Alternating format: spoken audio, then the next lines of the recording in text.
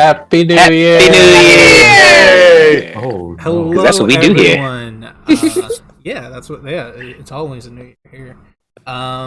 Okay, hey, everybody! Welcome to the finale episode of Aroria Origins. Okay. For Got ready to see a better or for TPK? worse. Yeah, it could be. And I thought we had 3 more. Wait, what's happening? It's only the last episode for just No, Eli. we're all Everyone going else to is die, coming do we next not? week. Yeah. Yo, I get Wednesdays off for the first time in years.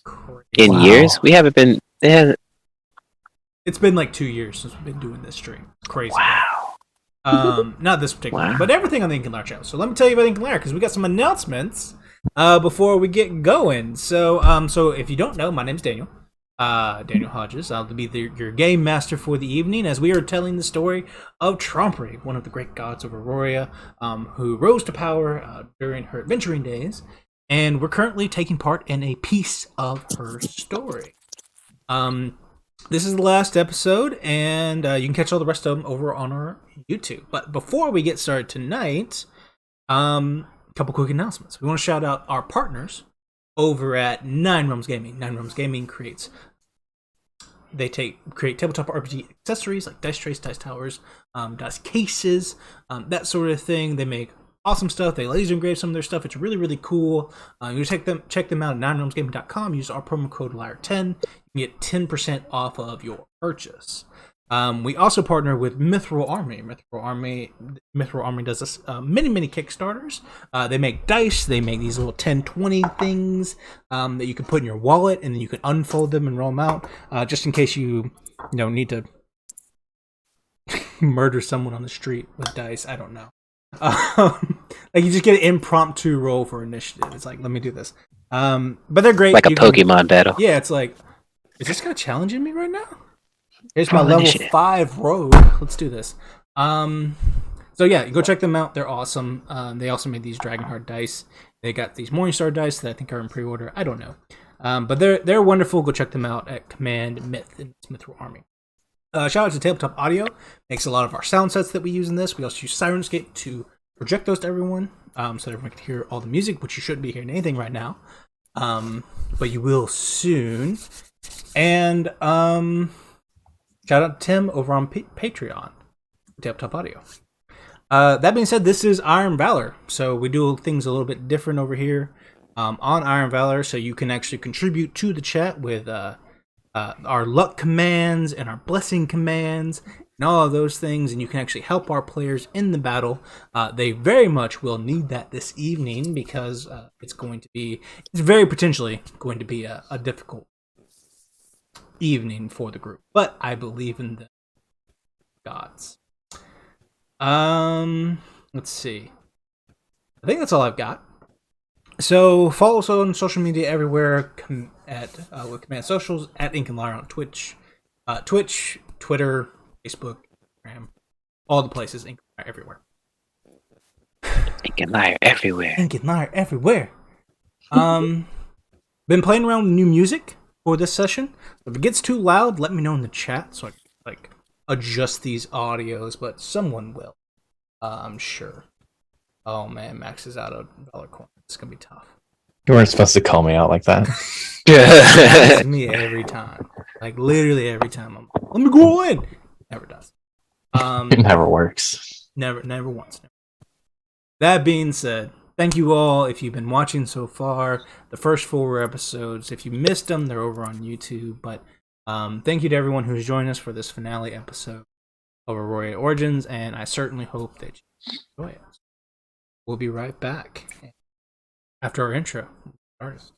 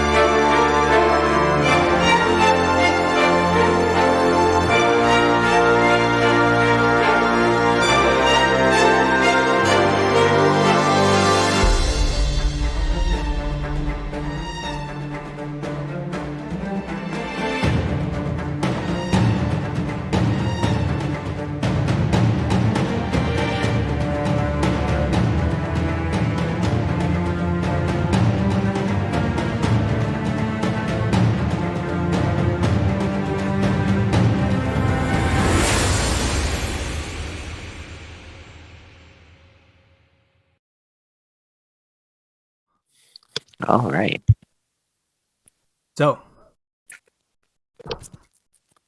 this journey began. Uh-oh.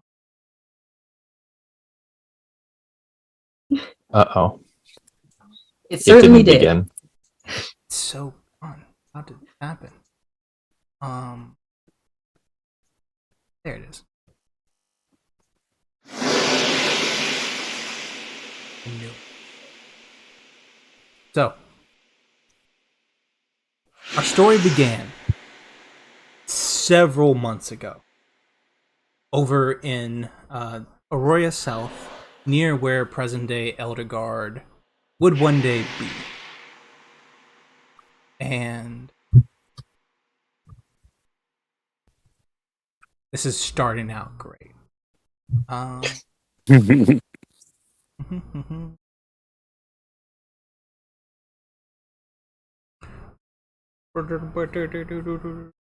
This is me rewinding it back real quick. And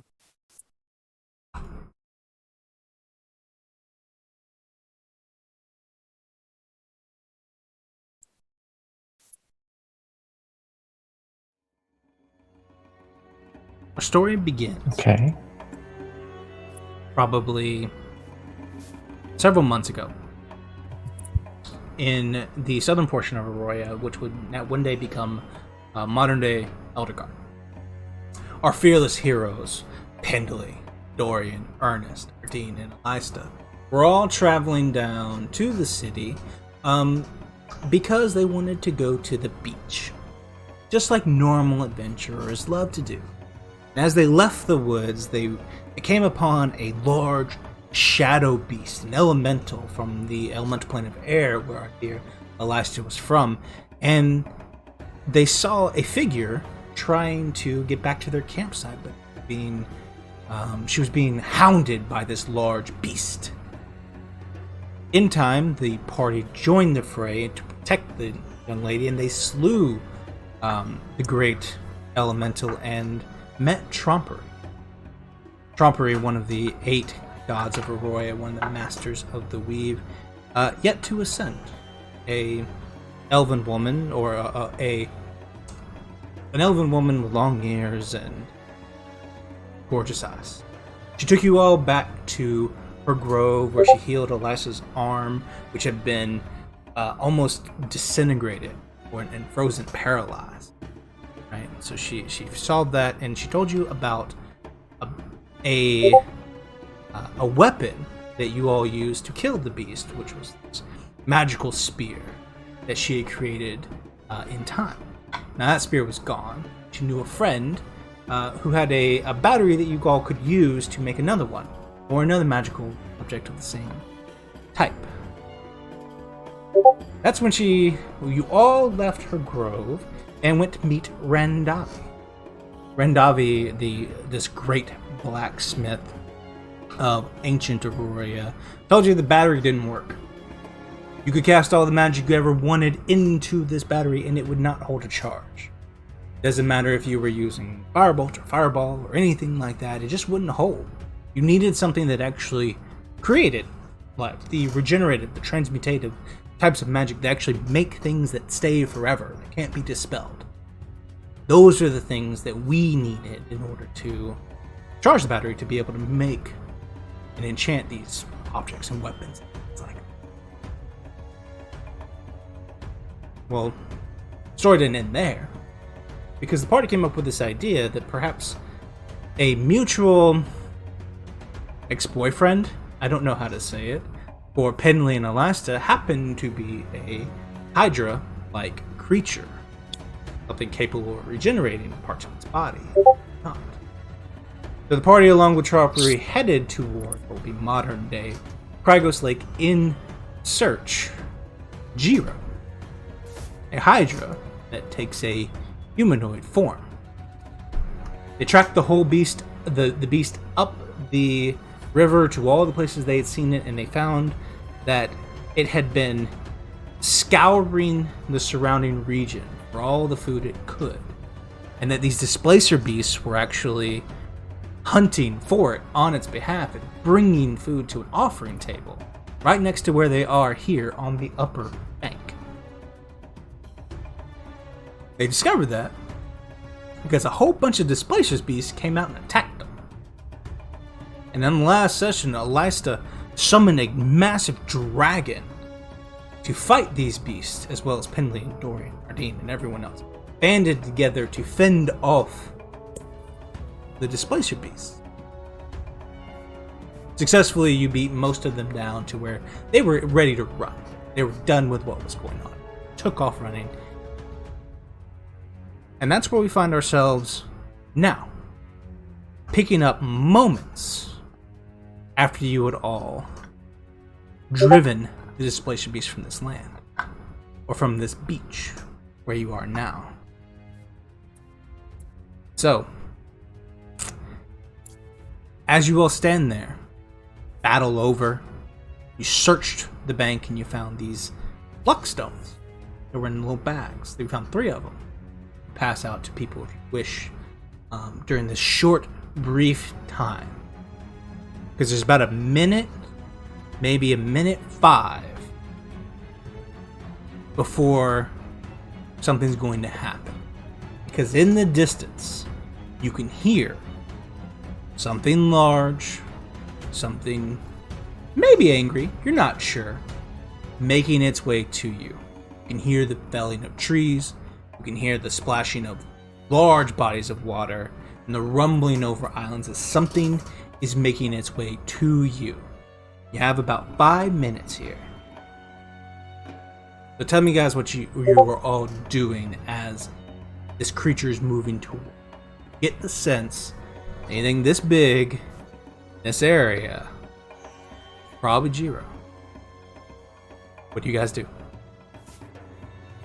Well, I don't think we need to look for Jiro anymore, if that tree snapping sound is any indication. I think he might know we're here. I hope it wouldn't be something else. That'd be terrible. That'd be awkward.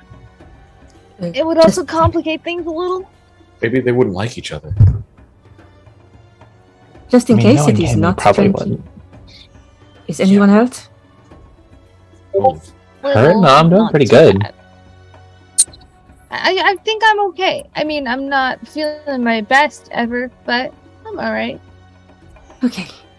Hopefully it will not come to anything terrible, but best to face it with our best feet forward, yes? Right. Oh, So am I going to talk to him still? Because he's like right there. Yeah, I mean, I'm gonna go hide, that's for sure. Like, You can all That's see probably a it. wave of water running upriver. It's hitting whatever this thing is going. It's going up and over as it swims this direction. I'm Alexa, dipping do out you to want the rest hide. of us to hide? Yeah, I'm gonna go hide too. I'm already Seems like hidden. a good idea, yeah. okay, wonderful. Aren't We you a will all bird, Let's Ernest? go. Squaw! We go hide, hopefully. There was time. I heard Ardeen. Did anyone need healing? I need a short rest. Can we get one of them? Enough time for that. Okay. In a minute. Fine. Oh, I mean, you can go Slightly short meta. rest and not be part of it. Eli's going to grab one of those luck stones, by the way. I'll say on a slightly meta perspective, Pen isn't at full, but is doing okay. So if there's a limited number, we might want to save it. Which I was think you're kinda what I was one of the only ones that got hit last time, so yeah. take it. So okay. Be healed. If Mhm. there's Be yeah. healed. All right. Yeah. Pen will be like, I'm not too hurt, but maybe. Wait. Actually, first let's hide, but we can hide together, and then we'll talk about it. Pen's like, so my wrist is a little weird. Do you have anything for that? It's not too much. Like I think I could still fight just fine, but like something little. How did okay. Do-do-do-do. Healing hands. Healing hand. If the dream just kind of puts her hands together and just lays her hands on your hand, on your wrist, and you get 12 hit points. He's like, Hey. perfect. That's great. I'm. Right. Thank you. No problem. Hopefully we don't need to fight, but It's really we'll have to. Actually, and she's gonna just run over to Elista and give her guidance. Just in case. Okay. Yeah, I Penny, can't. Penny. Let's move Penley and there are multiple of us. Penley, Ardeen, Trompery over here. Ernest, where are you and Dorian gonna? I'm hiding in a tree. Yeah, same. So you guys are both off Close the- by. Let me Tree see. gang? Let me see. Let's say we're tree gang, so that would put you guys about 20. Tree gang. Put you about 20 feet off the map to the inside, right? What about this tree over here? You can be in that tree. Yeah. Yeah, you can be in those trees. That's fine. What's tree? Yeah, let's be in these trees. Because I mean, I'm just a bird, so like I look Squaw. unassuming. Yeah, squad. The You squad. You get Squad. Brandon, that's how you get hit first. Ain't Squad. nothing but us birds in this tree. Shut up! Alesta, you can see this wave coming upstream towards you. It's really odd, and all you hear from behind you is squad. Yeah. Really. We're actually crows. We learn how to speak. It is normal and fine for birds of the area. We are Thank not you. suspicious at all. It's true. I mean, we're no more out of place than a fucking Hydra is. So I think we're good. An actual raven's like, what did you say? Starts trying to fight him. You're talking shit. Oh crap! Now we gotta fight the raven. Ernest is held up because he's in a bird versus bird PvP. All right, let's jump into that room.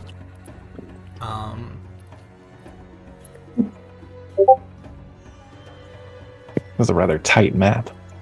It's not a big map. Coming, Elista, paint me a picture. As this creature is moving underneath the waves, and the river rolls over him. It's probably half a mile away now, but it'll be here in the next minute or so. Paint me a picture of Elista watching this thing come. Eli is as bold as ever and unafeared as is her usual. So she's just kind of standing there, hands on her hips, kind of like looking out at the water, waiting for him to surface.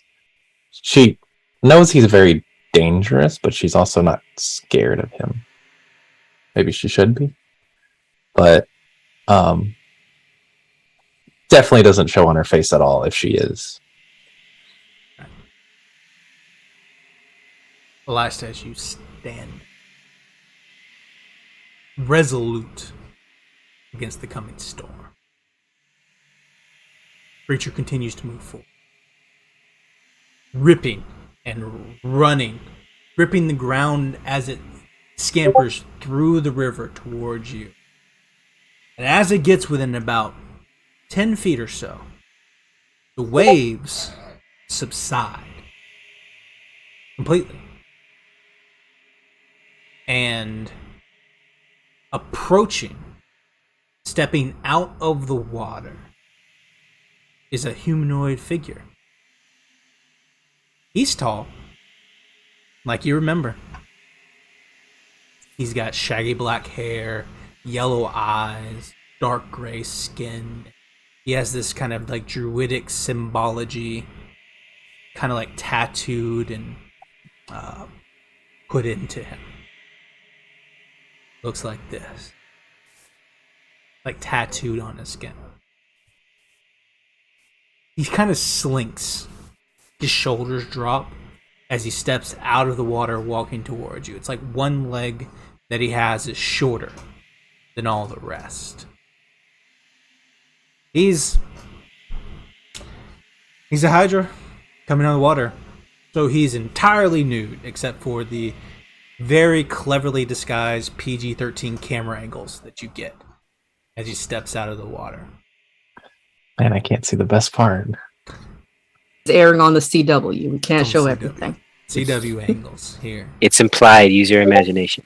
Oh, I am. He has all these strange red spots on him. Almost like rashes. Like something's been chewing on him. Maybe leeches or it's like almost like he's got like a rug burn on places on his skin. It's on his pecs and shoulders and legs. Kind of all over the place.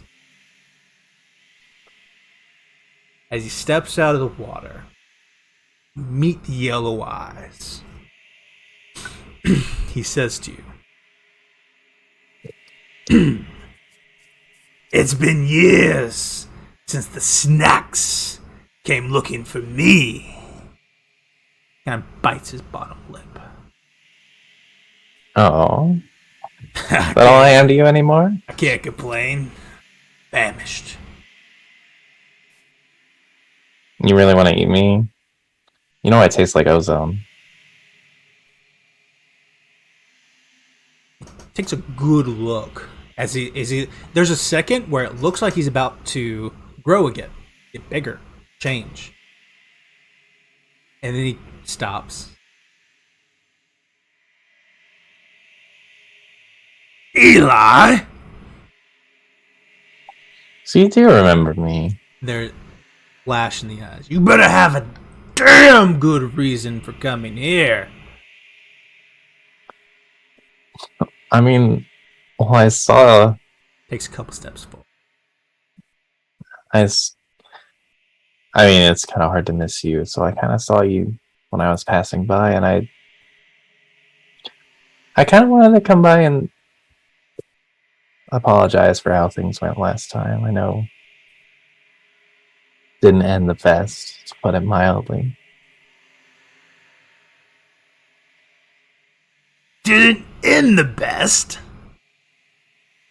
I mean, you did attack me. And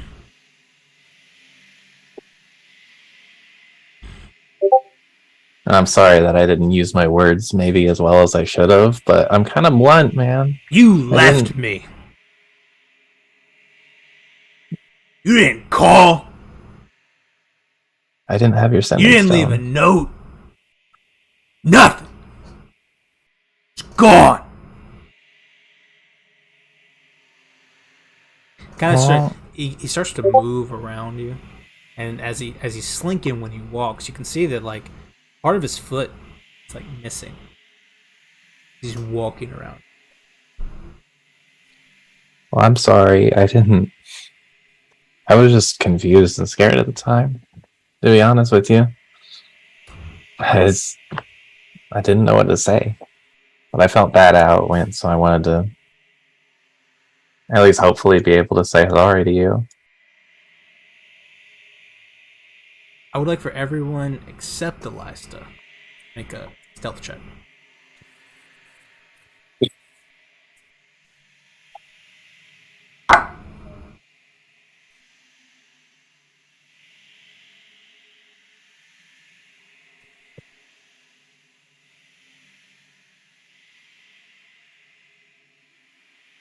$16. 14. 23. Me 3. 23. Yes. Dorian, you and Ardeen see nothing. Pendley and Ernest, as he's walking and kind of stalking around Eli here, his back's kind of towards you guys, walking around, and you see on like his left shoulder blade, there's a yellow eye that just appears on his back. And it makes eye contact with you, Pendley, and you are. And you see it look at you, and then it narrows. Squawk? I'm a bird? Do I get advantage since I'm a bird? No. Penley's just like, and kind of is gonna shuffle, not out into view, but shuffle away from the others so that he doesn't like draw attention to Adine or Trompery. He's just kind of like gonna shuffle away and be like, Yeah.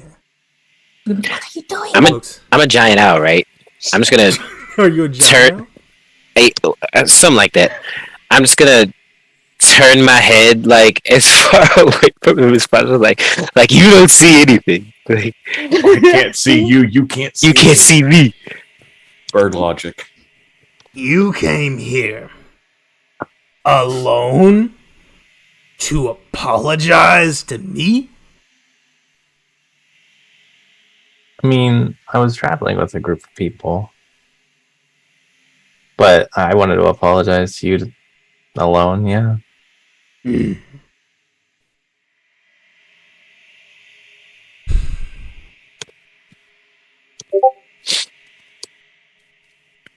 Penley's just gonna like stand up, but stay back and a little bit. I'm gonna move my little dude, but a little bit away from everybody else. So it's like, oh, I can't move my dude. Penley maybe over here somewhere. So it's like consistent with the story. Like, yeah, I'm traveling with Eli, but I'm giving you space to talk. It's just gonna kind of like shuffle over and like wave awkwardly and try and look inconspicuous.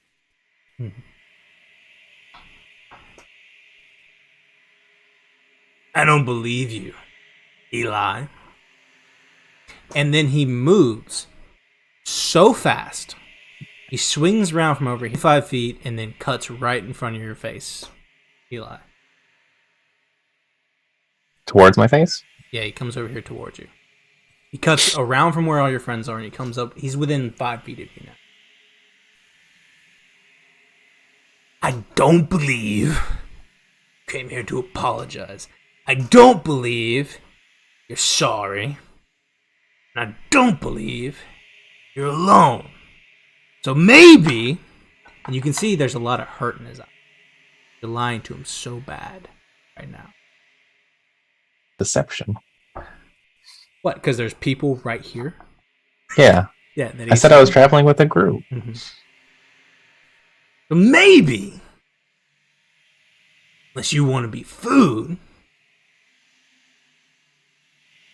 maybe you should tell me the truth. And I'll give you one more try. He grows about 6 inches. At this point, Pen will take a few steps closer. I can't move my token. I think the game is paused I think that's for probably some why. reason. There you go. Is gonna kind of step from that because kind of came around. Gonna step that way, leave some space, and be like, I know you saw me. I was just trying to stay out of the way while Eli did her thing. But hi, this is kind of awkward. I really did actually want to say sorry. I mean, I did too. I don't know why you're assuming that didn't, but okay. I don't know for sure how Eli feels, but I would believe it. I mean, we were kind of talking. Do you remember me?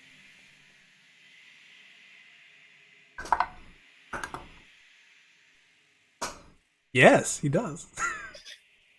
Great. Remind me, what happened last time Penley and Jiro met? Yeah, essentially they had become sort of friends, and Jiro maybe expressed a deeper interest in Penley, and Penley left.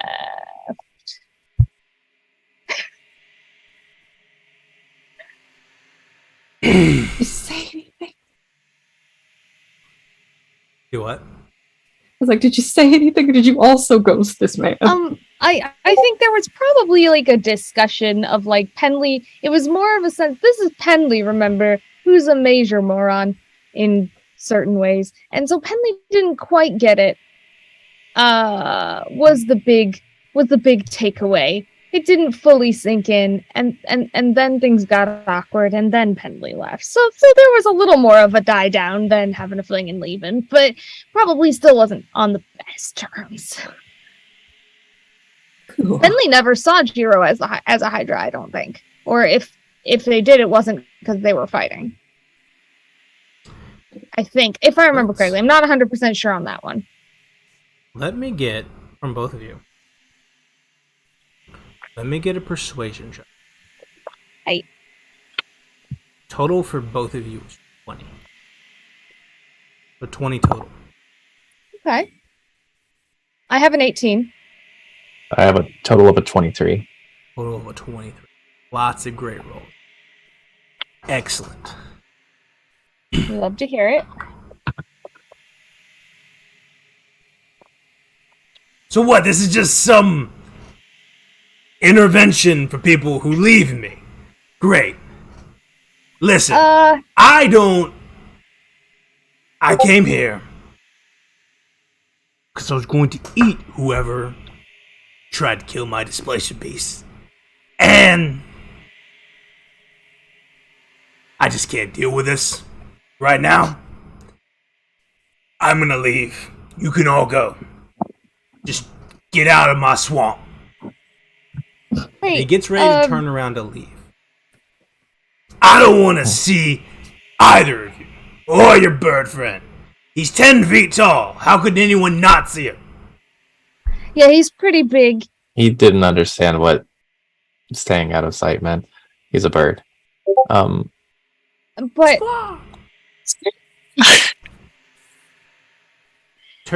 Turns around and begins to walk. Look, okay. Apologies accepted. Just leave.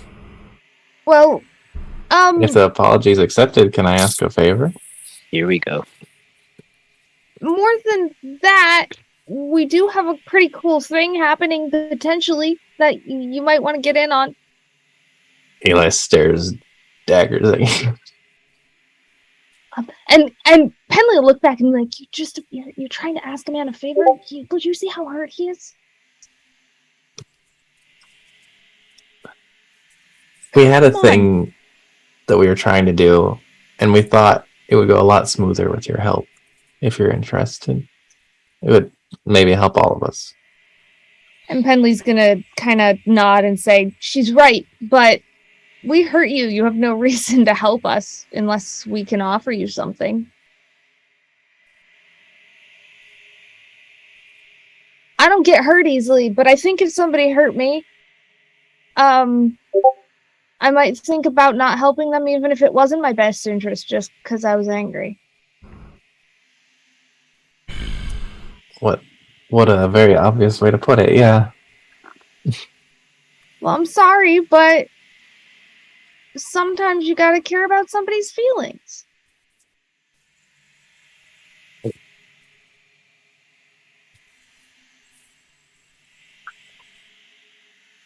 Will you hear us out? Eli's better at explaining, but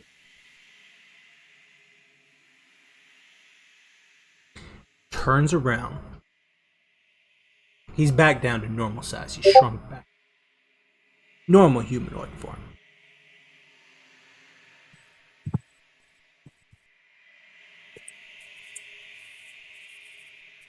Right? For all time's sake. What is it? What do you want from me? do you want to take this one, Eli? Do you want the long version or the short version? Why don't we just start by getting all the people you have hidden out? How about that? We'll start with some honesty. Bring the Birdman. Okay.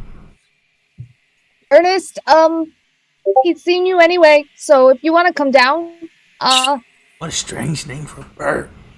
Squaw. you know, he chose it. Actually, I don't think I can fly, I want to fly over here next to quickly Penley. perceive Still a bird. around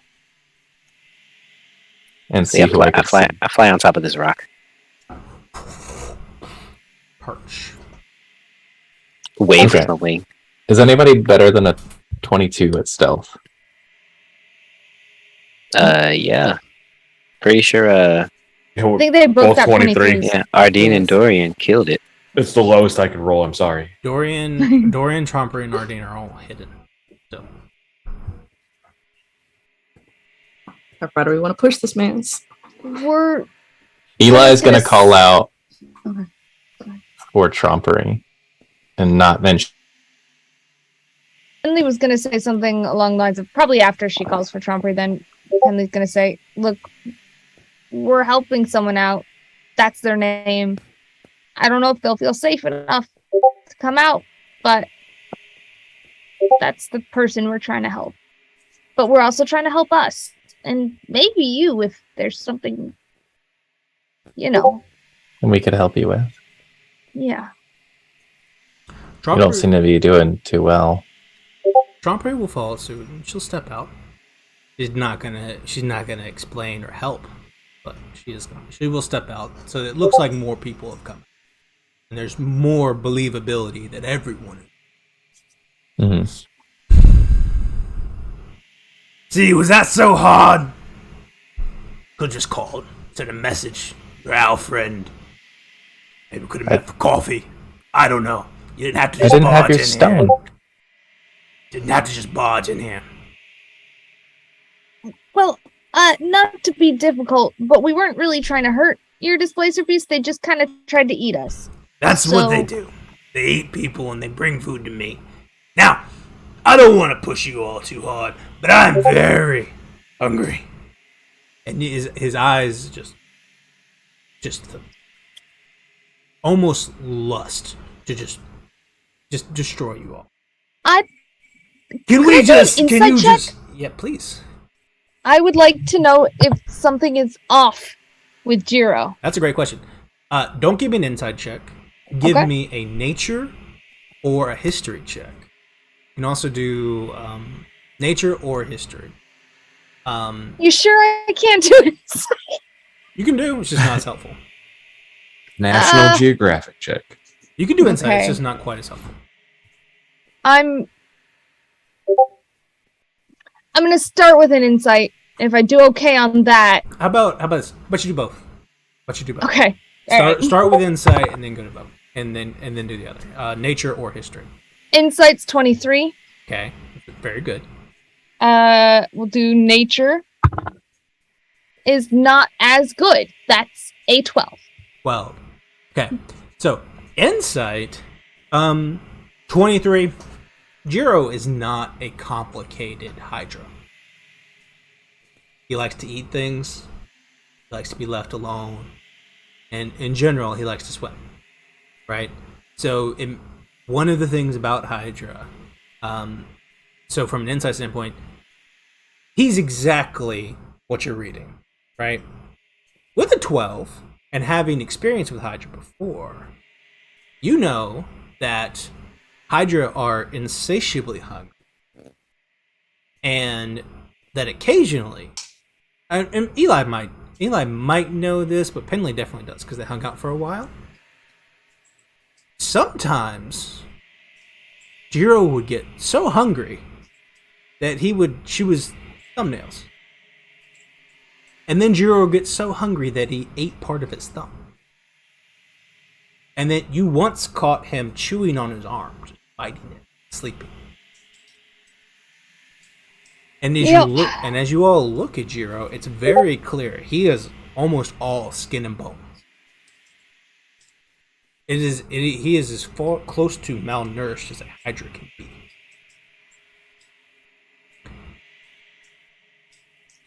Hunting not so good here.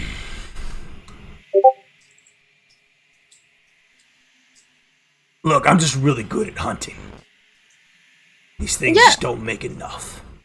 Look, I have things to do. I have places to be. I haven't had dinner. You can all be dinner. Do you want to be? Thanks for not eating us right away. You look pretty hungry. Well, I'm not the one who left all of you. So, tell me what you want so I can leave. And I will just be as kind as I can be. Let's go. So we have a thing that can absorb crazy amounts of magic, but the best kind of magic is magic that regrows stuff or builds new things. And you happen to have something on you that does that, which would be your neck, really well. Yep, that's the point right off the bat, which is great because we didn't bury the lead there. But the rest of the story is Trumpery believes that we can make some really incredible things from that magic and from some contraptions they have that I just don't really fully understand, if we're being honest, but they're magic, and it could create, well, and he kind of like looks at Trumpery and he says, well, I don't know the specifics, but as much as I understand, there's a whole host of things these potential items could do if they could be created. Protect people or, well, lots of other things. Eli, you're more magic than me, so you might be better at explaining this, but I thought maybe if they're really that amazing that you could probably use something like that too. Maybe something that makes you more food so you don't have to be hungry since you're such a great hunter, and there's just, I mean, only so many things in the world to eat. You could make more.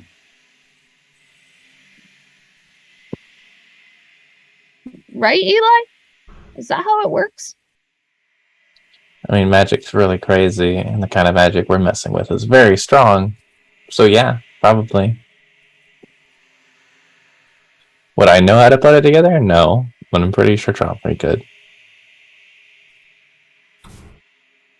Trompery will take about a minute, maybe a minute and a half, to kind of explain some of what the limitations and possibilities are of this magic, in the best way that you can for someone like Jiro. But the overarching theory is that Trompery can basically make anything do anything. So being able to create food for this creature to hunt is all within the realm of possibility and all. She takes the time to explain that to our dear Jiro, and he responds. He says, So that's what you're offering to bring one of these things to Jiro. Or me. Yeah. We just need your help. This is a great gift.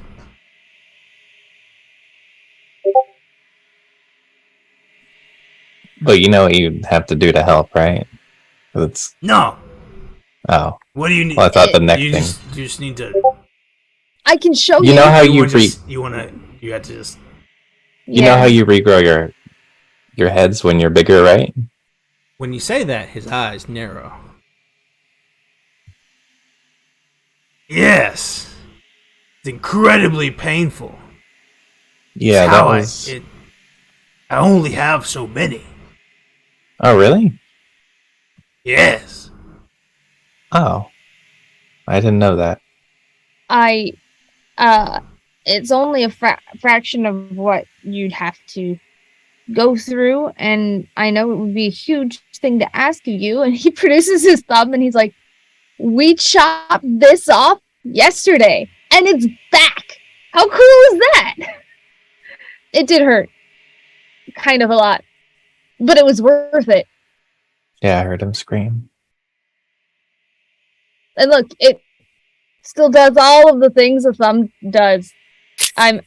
Sometimes I just look at my thumb and I think, wow, for a minute there it wasn't there. And you There probably you know go, how that Penny. feels more than Doing most great. people. I love the thoroughness, Ben, but I think I'm intimately familiar with the regenerative magics. I'm not sure if you know. Yeah. Actually, probably gave me like 1/10 of an insight into how it goes for you, but it's ahead instead. Anyway, I just So- wanted to assure you that the thumb is back. Am I Thank to you, understand that you want to remove my head? Well, in order to charge it, that's the best thing we could think of because we don't have any other spells that will keep a charge in it. Unless you have some way to use your regeneration magic without that, which would be great because then that wouldn't be yeah, you know. He's growing again. Getting I tried to a little bigger. I tried to get him to chop off my head, but they said it wouldn't work as well because my head doesn't just chop back. Yeah. Thank you, Bentley. You're welcome. And I mean, it's What? up. What do I get? Huh? You're going I mean- to... First of all, you're gonna make me be the beast. Which I don't love doing. And then you want to cut off one of my heads. And then, what do I get? I had to go through excruciating pain. I have to deal with another mouth to feed. I will starve, potentially, before you get back. I don't think you'd What start do before I we got back. get from you? There's hardly anything to eat now, other than what I see. I mean, What are you giving to me? Well, for sure, I could say that magic item. I mean, you could even come. What if? I don't know if this will work for you. But what if you came with us in this form afterward, so that we were sure that you. Get a tap on the shoulder. It's Tromper. Hey, Pin, can I talk to you real quick? Yeah. On second thought, that might be bad because there wouldn't be food for you to hunt. Give me just a second. But Eli can explain more because there's really good things. The magic items that I don't really understand. And kind of like shuffles off. So there's a second where you, Eli, and Jiro get a moment of awkward small talk. And then Tromper, Tromper and Pen are over here. And Tromper's like, Hey, Pen. Tell him what you doing? Plan. Well, if you could make something, if you were willing to make something for all of us, we could make something for him so that he could eat. And if you can't make all of those things, then you could make it for him instead of me, and I'd be fine with that. But I was thinking if he came with us as his human form, then we could try and make sure he didn't starve before we got him the item. Okay. Okay. Might be hard to do. Possible. Right? Get him on the way back. Are we sure that's a good idea? Like at all? To bring him with us and show him the place where all the magic is made, and then give him a thing that he can, one of the things about Hydra is they eventually get too hungry and then they die. It's one of the only ways they do. Does that make sense? Oh, I'm not sure so what the this is a normal part of his life cycle. I don't know what the ramifications would be if we gave him all unlimited food, but might be easier. I was kind of thinking that in any situation here, the worst case scenario is that we fight him. And that could happen now or later. Okay. I'm not against it, but he really did look hurt that we abandoned him. And I felt like it might be even worse now if we just chopped off all his head.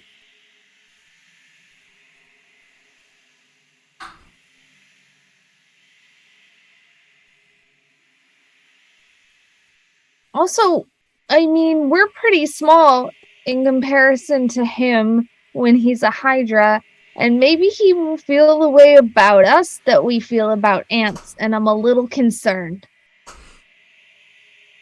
Me too. And so we can offer. You really want, but I think that's gonna be a bad plan. Because I'm really concerned about the long-term ramifications of such a thing. Yeah. And I'm really worried that he's just gonna wake up one day while we're traveling and just eat us all. Because that's what he kind of does. Yeah. Alright.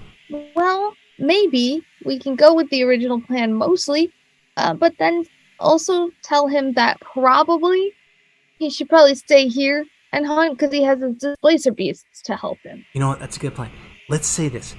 If we can agree that he stays here, he lets us charge it, he stays here, then we'll bring him something back. I think maybe we can get away with that, right? Yeah. He cannot come with us. Okay. I guess that's fair. I was hoping we'd be able to help him, but we won't be able to help him if we're inside of his stomach. So... He's not a... Pen. You left for a reason. Not really a person. Monster. Right? I have a lot of thoughts about that, and they're really making my head fuller than I'm used to. So I'm just gonna go with this whole you can't come with us, but we'll bring you a thing back plan. Let's go with that. Okay, great. I think that's fine. I'll let him know what we talked about. Well, not all of it. Okay, cool. And she leads you back, and then Eli, you're standing there with Jiro, and he's like, I didn't think it was that hard. Like, it was a little bad on the back, but like, I think it was like up and leave and not say anything bad. I mean, it was really forward, and it kind of made me panic, if I'm being honest. So I'm sorry that I didn't say anything. It was just like, yeah. Hey, guys. Sorry about that. So as pretty much everyone here knows, the finer points of things, not something I tend to grasp. Even you probably remember that about me, Jiro. I'm gonna be straight up here. We're worried you might starve to death if you come with us, because here you have your displacer beasts to help you. So, unfortunately, the one little thing, like, you'll have to trust that we really would bring you that thing. But I would. As long as I am living, I'd come back. I want to make sure I'm clear. We are about to offer Jiro. I want to make sure he understands and I understand. We're going to offer him the opportunity to just let us murder him. Let us cut off his head, let him go back, charge the battery, all that fun stuff. Excruciating. It's a little bit painful, right? But he's going to have more heads at the end than he had at the beginning. Not going to die, right? We're going to charge the battery. And in exchange, we're offering to bring him some magic back. Something that would allow him to stay here indefinitely. And feed himself forever. Basically. If that's the kind of magic that he asks for, theoretically, at this exact moment, that is the plan. Okay. We take the time. Squaw. We take the time Squaw. We take the time to talk to Jiro, kind of work out some of these details. Trompery kind of fills in the gaps in the details, things that he doesn't understand or things we're trying to say but don't fit. We get all the translation done. And at some point, Jiro understands what you're offering. You're offering him a magical item of some untold power, right? In exchange for cutting off his heads to drag through these batteries, for him to give us that regeneration magic, right? This is explained. The whole time you're talking about cutting off his heads, you're very angry. Very angry. Mm-hmm. Listening. I would like for both of you God. to give me persuasion checks. Okay. Persuasion. All right. Okay, it's a 22. 18. Pretty good. Mhm. Good. Eli's filling in a lot of the blanks because Penley deals with bigger picture emotions. Eli is helping by cutting off Penley when they keep rambling. It's like, and she knows what she's talking about, so there's that also.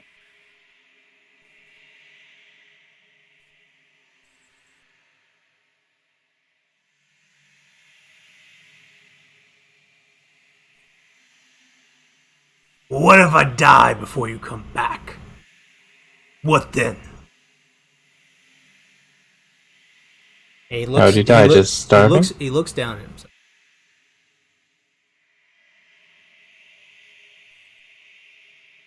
Do you want me to stay with you and help you find food? You are food. I mean, but I can get away from you if there's an issue like that.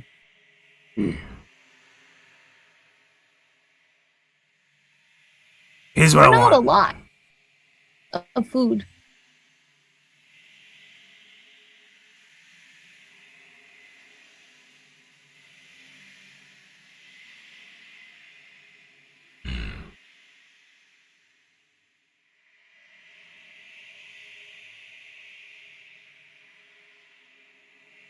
Staying here forever. It's promising. And he smiles, and you can see all of his teeth are pointed. Straight up. No, nothing to chew on anything. Just those canine-like teeth, the pointed, sharp teeth.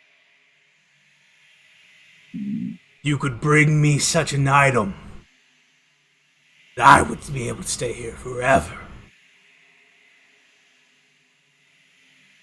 I would consider.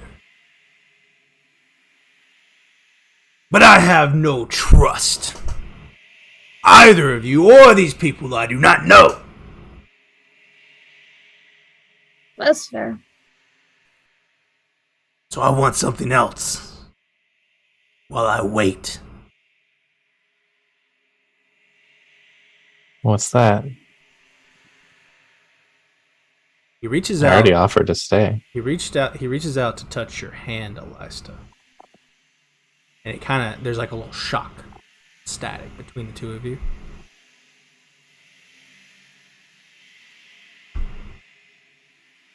I want the lightning. Yours. Give it to me.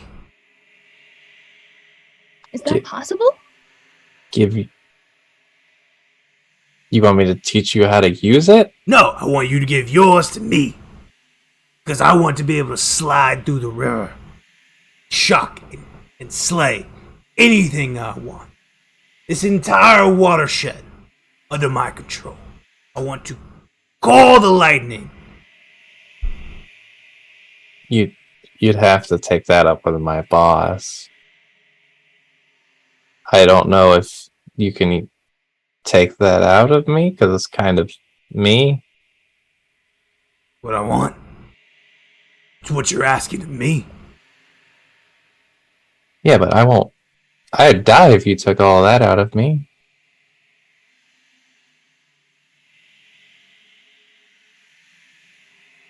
Probably. I've never heard of a lightning elemental taking all of their lightning out. I've never heard a Hydra willingly chop off its head. Gets a little bit bigger.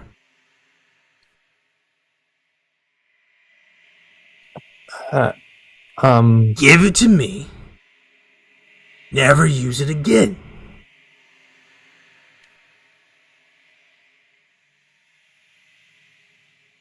I'll give you what you want.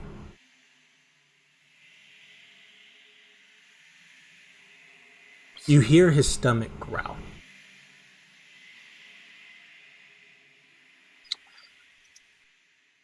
Mm, So, To recap, just make sure that that you understand what I'm saying. Is that what he wants you to do?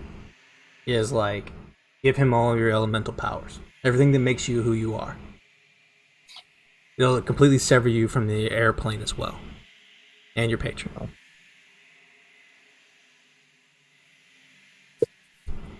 Okay, but A, none of us know how to do that, and B, she really doesn't want to do that.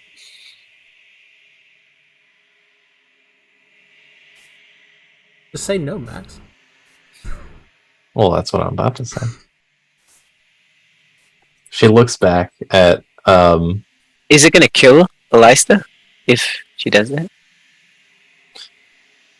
I mean, it'll kill her personality and probably everything she wanted to be when she grew up. Elista, you are so much more than your powers, okay? You are a fully realized person. You just don't want to fight a feelings Hydra. and You emotions. just hear squawks. Listen, I chose option 3, alright? Squawk, squawk, squawk, squawk, squawk, squawk. Squaw! Ernest has a lot to say. Do you have a way to make that happen? Because I don't know if we do. Apparently, you all can just make magic out of rocks. Well, yes, but we need your wait, magic out of rocks? You Apparently, need the power to charge the rocks. The power comes from your heads. He reaches out and grabs you by the throat. Familiar, but this time very angry. Damn it. God damn Wow. it. I cast Thunderstep. And we're just gonna roll initiative. See, alright. She's not gonna let him hold her by the throat. What do you expect? What's That's wrong later what's wrong with good. it this time is all I'm asking. Because it's about to break What's my the neck difference? this time. You don't know that. I am 100% You positive. don't know that. What's the safe word, Elista? Yeah, We use didn't the safe establish word. that. Thunderstep. Thunderstep. Thunderstep is a safe word. Thunderstep is a safe word. As we're rolling initiative, I want to let you know. Everybody? Yeah, everybody. I want to let you all know how proud I am of you, because we came so close. We got to the thing he'd be willing to do, where you guys could just do this. So Elista. close. So You close. could have just Oh, you made a had- magic item that gave you electrical powers. Yeah, then you would have been. That's not what she wants. Well, She wants we to don't get ascend what and we want. become a lightning elemental. Well, And he hey, was like, "How about you give up on your future?"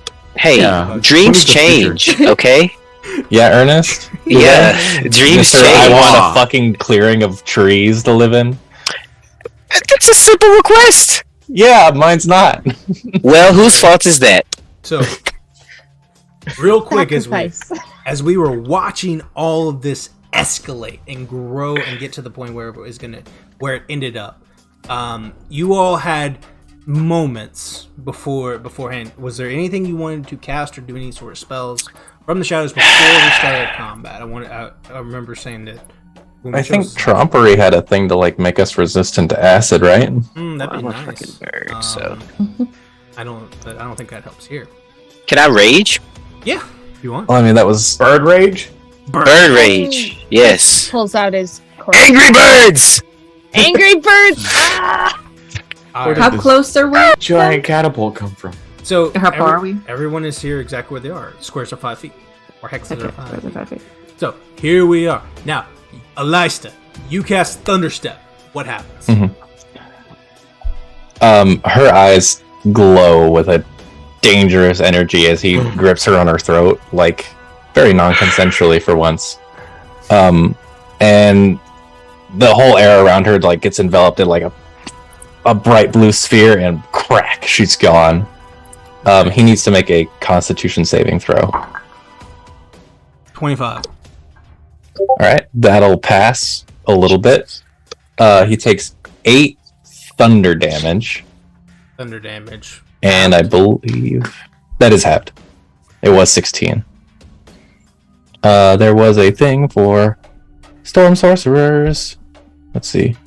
He has to take 6 lightning damage on top of that because of my Heart of the Storm thing. Perfect. All right. You do this. I'm over here now. Boom. My Thunderstep. God. 25 to 20. Oh, dirty 20. Dirty 20. We'll let you go first. Rolled Do we have- terribly. Okay. And then next, 15 to 20. 19. Rolled a total of a 15. Also 15. Ernest will go Pen, or we'll go Dorian, then Pen. Yeah. Yeah. Dorian, then Pen. And what'd you get, Elista? 14. It's pretty decent. This is a great time to remind our audience that you have Valor tokens that can be used to redeem Yes. blesses, curses, and luck. Yes. Or Players. you could use them to play roulette. These James. James? James. Now's No, the right time now. for that, alright? Hey, James knows what he's talking about. He's been playing Iron Valor a long time, and it's Rude. Ardene's turn. So, Ardeen, Everybody hashtag roulette.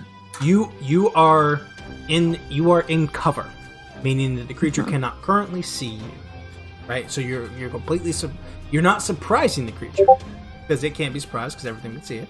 But you're hidden, right? What is that? Water, hydration. Great. Okay. What the hell is going on? Water. Max you redeemed doing? hydrate, so I did. How to hydrate. So, Oh, right.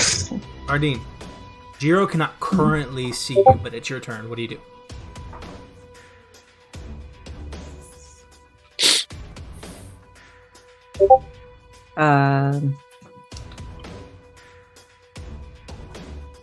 Dorian's all the way up there.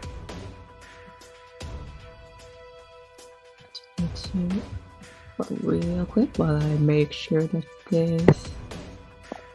Shoot. Okay. Okay. Alright. I can make it. Oh boy. She's going Oh boy. to cast invisibility on herself, Smart. Invisible.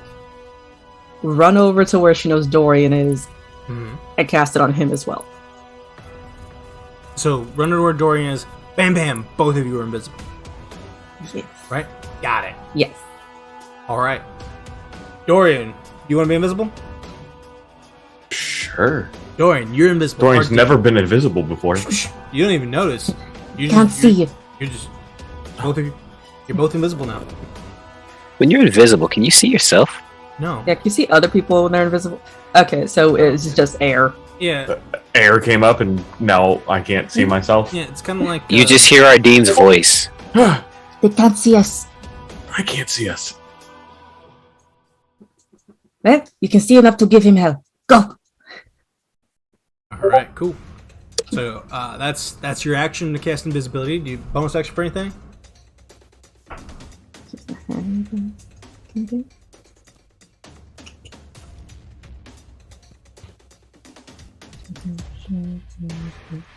No.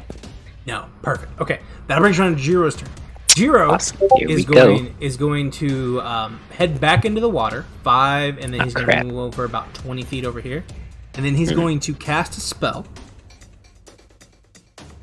He's going to cast Conjure Animals, and appearing Smart. all around you are the familiar Displacer beast you saw before. Only 2 of them appear though. As they do, Jiro commands them to attack. One of them goes towards Ben, and one of them goes towards Elista. This one runs over there to you, Elista. This one comes to you, Pen. It comes right here, right in front of you, Owl, Ernest. They're gonna make their attacks.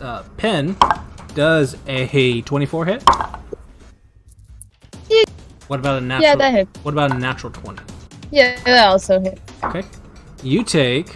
Does a pin have a luck stone? We had 3, but nobody. I know that Elisa took 1. Yeah, I have one. And everybody else decided to not say anything. It doesn't do what you think it does. It gives you like bonuses to saves and stuff. Oh, okay.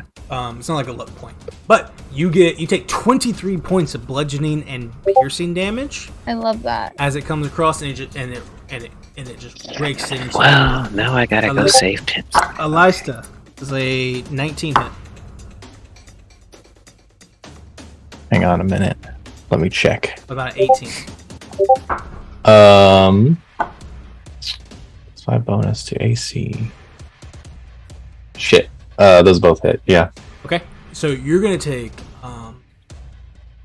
15 points of bludgeoning damage. Bludgeoning and Ow. piercing damage combined as it comes over and gets in touch with you. That'll end Jiro's turn. Ernest. All right. Well, you know what? I had a whole thing that I wanted to do, but Welcome, Raiders. What up, gotta Raiders? say, Oh, go for What it. up, Raiders? It's not. Pen actually still looks okay. are you sure? Yeah. I'm gonna be very disappointed in you if you die, Pen. Well, I'll try not to die, but it's not going to be right now, and it's not because of this. All right. Pen is like, Ernest, go! Like, Each square is a 5, 10, 15, 20, 40, 45. Oh, sweet. Each thing is a 45 or 5, right? Yes. Okay. Okay. Jesus Christ. All right, here we go. Owl Ernest is going to attempt to fly over to Jiro. Okay. But he's 40 feet away. I get 60 feet of movement, right? Mm-hmm. So I want to fly 40 feet towards him, and I guess 20 feet above him, right? So we got something like this. 10 hit. Does a 10 hit what? The reaction opportunity attack from the deflection piece. I am a giant owl. I have the ability fly by. I don't provoke attacks of opportunity. Whoa. Yeah, My mistake. because I'm literally a beast. Okay. My mistake. So he's going to fly above your boy over here, right? So I'm 20 feet above him. Then I want to use my bonus action to wild shape Okay. into because he's over here by the water, so that makes me a little worried. Yeah. In the It's a terrible place to be. He is in the water, but Don't you have the battery? I do, which is why I'm doing my job. I'm Okay. charging the thing. Just making sure.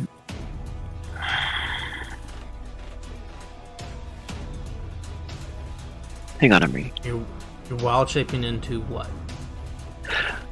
You know what? Let's. It's only a bonus action to do it, so I think it'll be fine if I do it. It sounds like you're about to smash him. I want to. All right. Here's my plan, and I guess DM, tell me if this will work. I want to wild shape into a giant elk, right? Okay. And since I'm 30 feet above him, so that would be my bonus action to wild shape. And then I want to use my action to do a charge attack on him. If the elk moves at least 20 feet straight towards a target, it does so. Since I'm 20 feet above him, I'd be moving 20 feet down directly on him. And then hits him with the ram attack. He would take extra damage. And I'm hoping I could get a couple of a little bit extra if I'm because fall damage would increase that. So I want to just wallop the guy. Okay. What do I get for that? Roll to hit. All right, flip. cool. Let's go for it. Let's go Pretty for it, badass. Won't lie. baby. Hey, pulling out all the stops here. Roll 2 hits. Ernest is sick and tired. He wants to go home. That's all I want to do. I want my grove. Okay, so that is a sorry. 18 to hit. 18 just hits. It's Awesome. Form, I think. Awesome. I think it's 17. It is. Okay, so, Ernest, it's more than just, hey, let me fly over him and fall down, right? It's more Yeah. than that. Because It's intent. Yeah, projectiles don't go up and then down.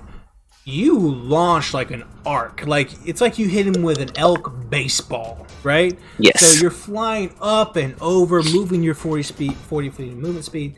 Equal that with the elk as it charges, and you're just going to smash into him. Go ahead and roll that damage and add Awesome. an extra 7d6. That's what Bludgeoning- I'm talking about, baby. bludgeoning Okay, As this creature smashes into him.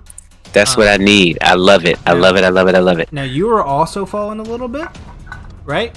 You know what? He's gonna. Okay. You're in charge attack. This is how these things happen. You just smash into him.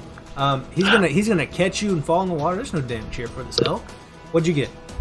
He also needs. I need a DC. I need a strength saving throw from him, or else he's knocked prone in the water. Like 18.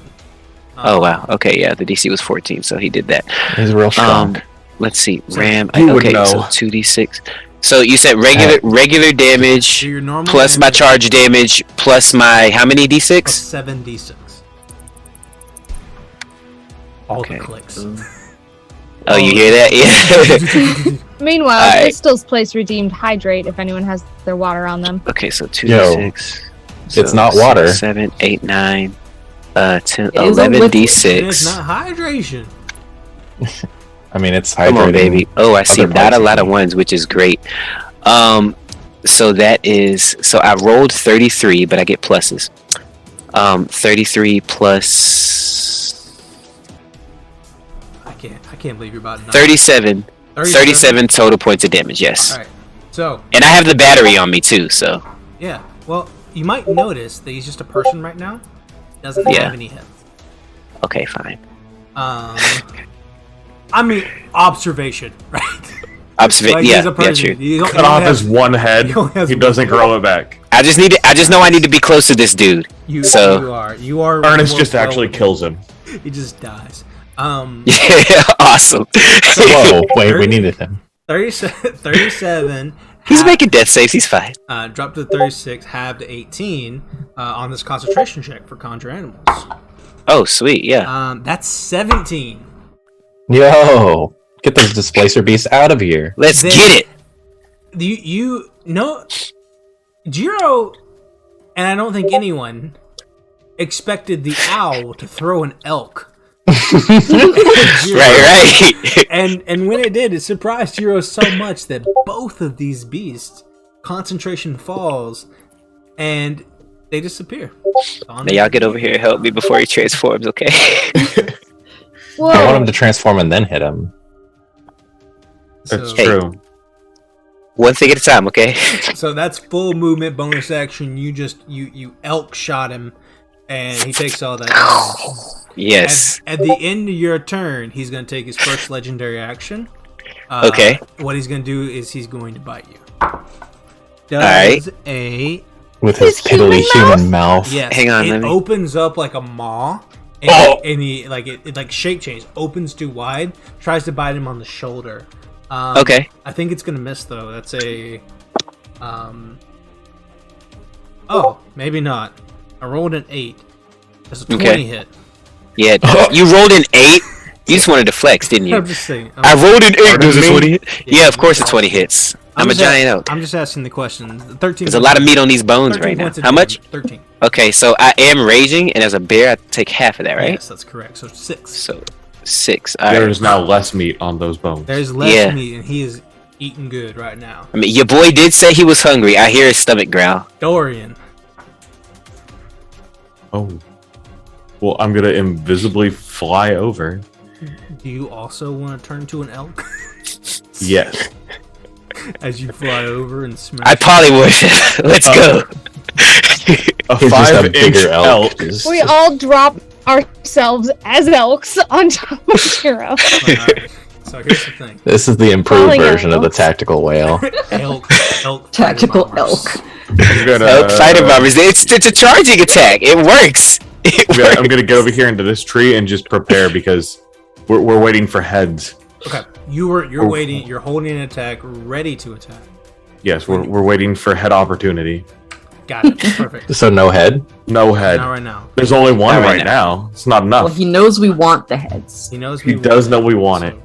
Is he gonna give us Beat the the head? shit out of him until he gives them to us. I am. Give us head. I am so That should be the name of the disappointed episode. with all the choices I've made in this campaign. Henley, it's your turn. So disappointed in myself. This is my fault. I'm so sorry. Henley. Okay. The first thing that Penley is gonna do. bit of a crapshoot, but there's this really cool thing in the Stargazer's Guide to Aroria. Penley has the Conjuration Ruler, and his special thing is Summoner's Gamble, which is in your moment of need, you may call forward an extraplanar creature, but you never know who will answer the call. Once per long rest, you can use the action to summon one extraplanar creature of CR 1 or lower. The summoned creature disappears when it falls to 0 hit points or after 1 hour. And I have a little table here. There's 8 different things that I could potentially summon, but then I will also have to roll to see if it likes me. So this could be great or terrible. He's a likable person. Now, when you said crapshoot, I didn't know you meant like literal crapshoot, but I'm here for it. Jake and I argued about this ability for a long time, and I wanted you to be able to pick it, but here we are. So, but here we are. Let's go ahead and so if I'm angry, I'll blame Jake. Yeah, it's Jake's fault. Shout out, hey, Jake. Shout out to Jake. So we're gonna do that D8 first and see what the summon will be. Yeah, what is it? It is a 6, a dryad.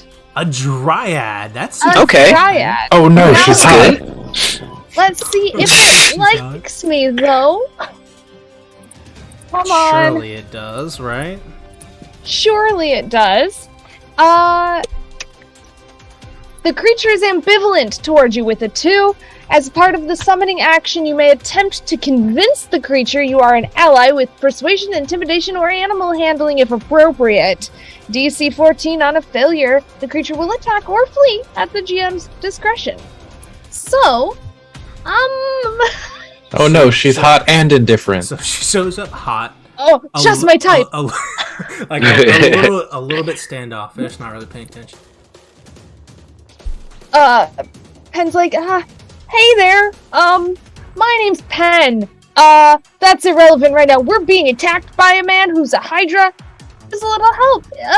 Would you think about maybe helping us out? And I'm gonna roll persuasion. Yeah. Come on. So let's say that like this is something Pen's done before, and you're looking around at the surrounding like forest around you, and you see that there's one particular tree from which this dryad might pull from, and it's almost like Pen is talking to the tree, trying to get this hot lady to come out of it. And what'd you roll? All right, I didn't yet because I was very invested in Pen talking to trees. Right. All right. What do I add? Persuasion. Dirty 20. Dirty 20. Oh hell yeah! As Ernest is flying over and as an elk, and Elisha's thunder stamping, Pendley's talking to a tree, and from that tree comes this dryad woman, steps out onto the field, and then begins to fight on your behalf. You can see she kind of like jumps between the trees a few times until she's able to get to a place where she feels like she can attack the creature. And she does. I love this. Yeah, it's just it appears I rolled a 17, which is great. It's a D4 and a D8. 3 and wow, I don't know what it would do. And a 1, so that'd be 8 points of bludgeoning damage to the creature or to Jiro. Sweet. As it comes across, and then you can see this dryad is actively jumping between the trees. I don't have a mini because I didn't plan for this. Plan for lots. Just make it another pin. Pen 2. Second pen. That upside down pen. They're here for vengeance. He comes out of the tree. His pen. It's just hot tree lady, but Pendley. It's jumping between these little coverage pieces, and it comes out this way. Comes out with a giant branch. It like grabs the branch of the tree, smacks Jira with it, and then fades back in. Wait, is that flanking? Does she get advantage because he's prone? Like the elk is like on top of him. It is a melee attack. There we go. It hit. Let's see a natural 20. It hit anyway. It's not a natural 20. Okay. So yeah. Does that end your turn, or what else do you have? So that part. Okay. I guess so. Okay. So it says as part of the summoning action. So I'm presuming that just is going to count as an action. As part of, if it's a summoning action, then wait for it to say. And so I am going to hold, just in case, a bonus action of, what is it called? Dodge missiles. Got it. Oh, sure. Okay, cool. All right. Into your turn. That'll bring out the legendary action. This one is going to be Jiro's going to attack the Dryad because it came out. No, it's going to attack the elk. He's gonna hit you with a quick thorn whip. Dude went from arguing with a couple of humanoids to getting hit with elks and trees. Yeah. Yeah. A tree elk came out here. Does a 30 hit? You know what? It just misses. Does it? That's crazy. Yeah. You take 7 points, half to 3. Piercing it. Elista. It's about time. About damn time. All right. Bring the thunder. This man is now surrounded by my friends, and all of my attacks are AoE. Of course they are. Looks like I'm casting Storm Sphere on top of all of you. Just kidding. Do what you have to do. I mean, at this point, His humanoid form was looking pretty bloody. I mean, I could. If he gets bigger, he's gonna have to get bigger in the water, right? I assume from where he is. Hard to say. What are you doing on your turn? I think that's what he wants, though. Real quick, how does I that said work? I was readying a bonus action, but that's actually a reaction, so I'm going to ready a patient defense instead, which would allow me to dodge. That's what I thought you meant the whole time. That was what I meant. And so I went and I was like, where is it? Oh shit. I thought you meant patient defense, but you were prepared with like that thing, deflect missiles. Catch it, double back. Yeah, deflect missiles is a reaction, but I said deflect missiles. Yeah, so just wanted to clarify that. I knew what you meant. Full honor code. I knew what you meant the whole time. As long as we're all clear, yeah. Yeah, I knew. This looks like a big area. This is this is Storm Sphere. All right. Everybody makes dex save, right? Yeah, it's difficult terrain. You can keep Dorian out of it. You cannot keep Ernest or the Dryad. The point of it is going to be that the water is going to be a real issue for him to deal with. That's why he wants your lightning powers. Yeah, sucks to suck, doesn't it? So everybody, let's see. It remains for the spell's duration. Each creature in the sphere, when it appears or when it ends its turn, there must succeed on a strength saving throw or take 2d6 bludgeoning damage. Awesome. It is also difficult terrain in there. What's your save?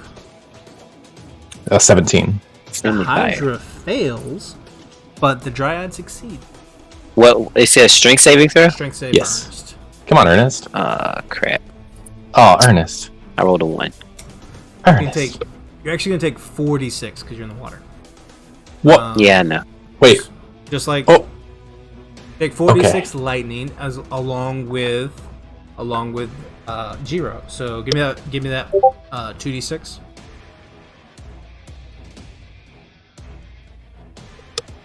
Me. Yeah, I got Yes, you. So that's a 6 and a 4. So that's 10 That's 20 bludgeoning damage. points of damage.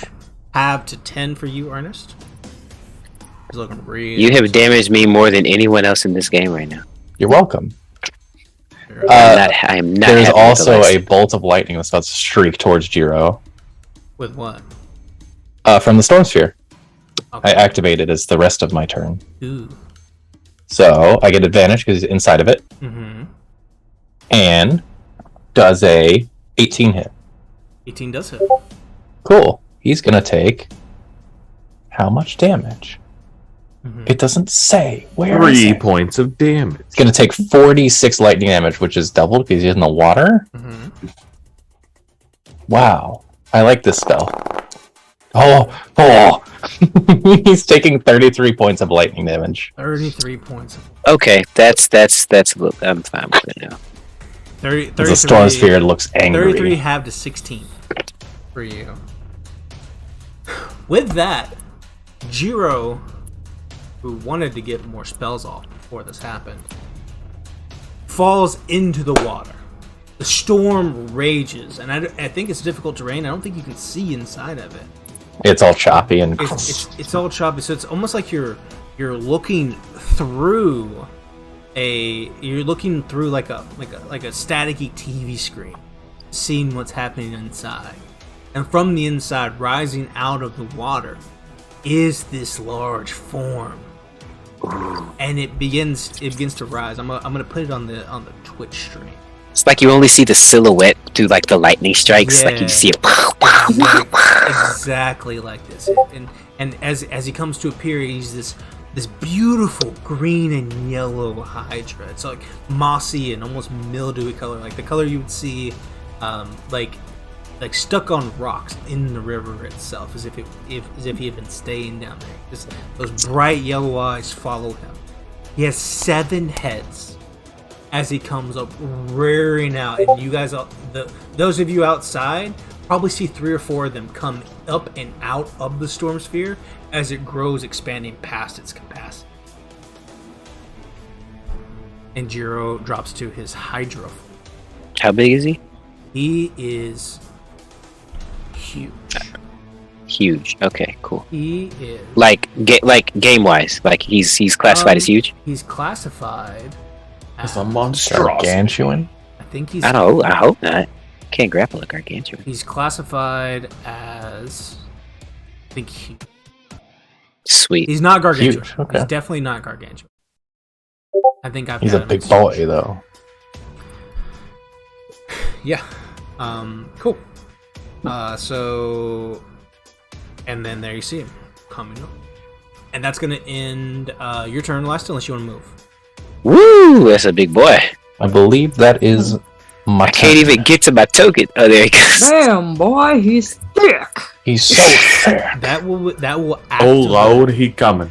That will He's thick activate. and he goes all neck. That's gonna activate your held action, Dorian. God. Yeah. Yeah, shoot him with something. You see Look. heads. Heads. You see a My favorite crazy part of a Hydra, Hydra. right now in a terrifying storm.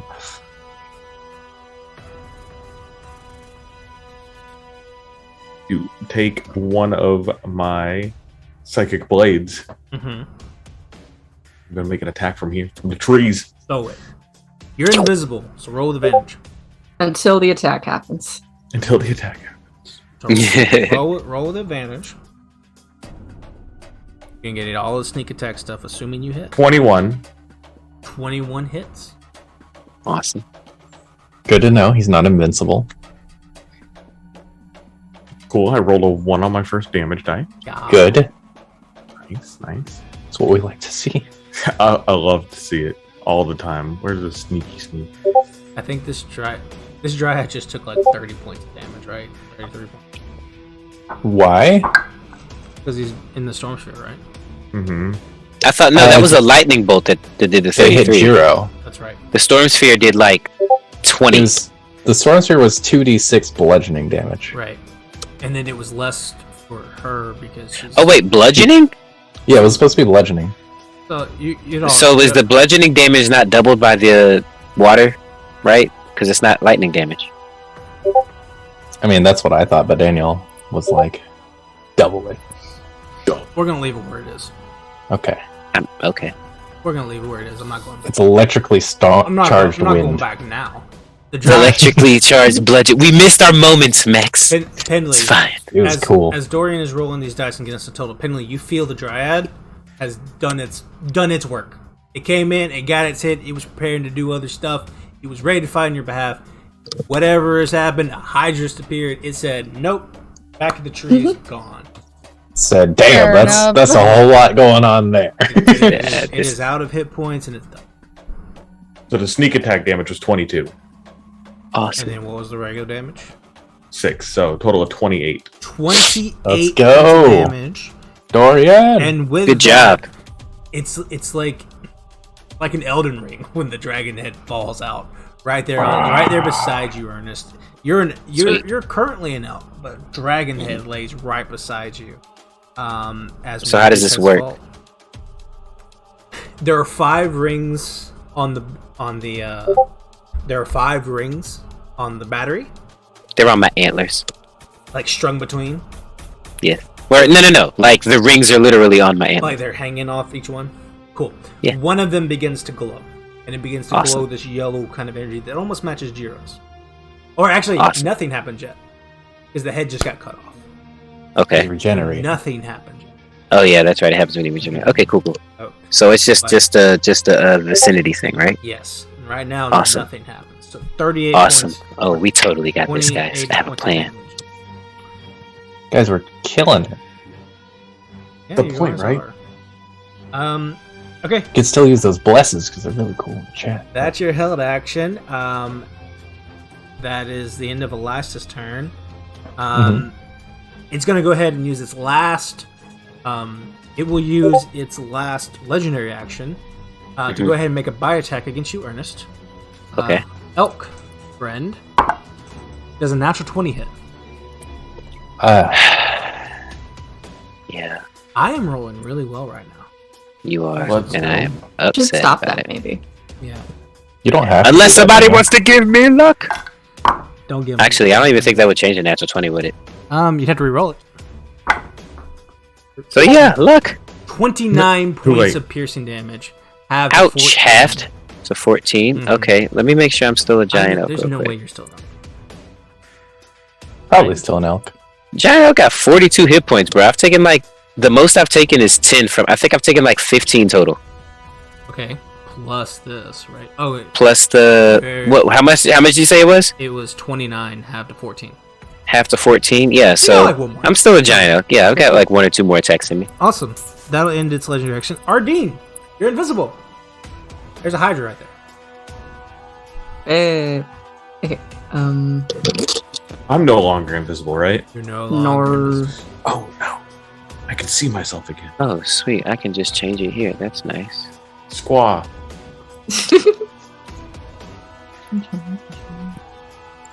Can we end up with 2 heads its next turn? Or we will- Absolutely, we can. Watch this. Hopefully only one. I mean, if I hit him like I did just now, we'll see. Ardeen's turn. Plan is simple. One. Just fucking kill him. So did Jiro take his turn yet? He's after Ardeen. Okay, I got you. She's going to. He's a slow boy. Borrow you. Damn it. 25.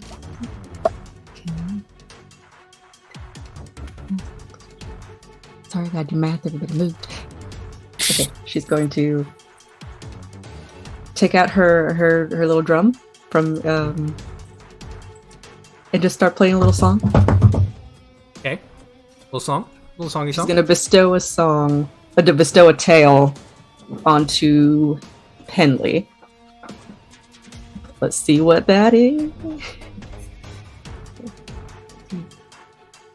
Oh. Let's go. Oh. Okay, 4. What's a 4? 4. Tale of the Runaway. The target can immediately use its reaction to teleport up to 30 feet to an unoccupied space it can see. Oh shit.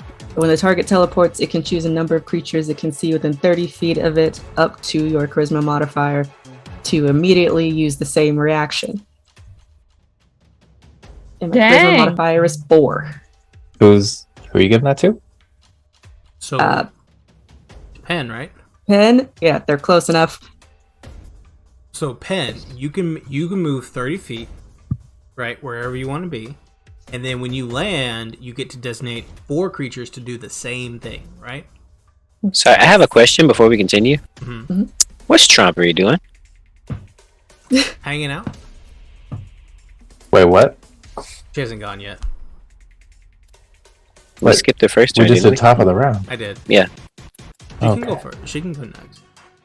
Okay, yeah. And You, can I uh, use this teleporty thing anytime during this turn, or do I have to use it right now? It says immediately use its reaction. Okay. Sure, why not? Get in there. Pen- Yeah. Jesus. Within 30 feet, was it? Yes. Okay.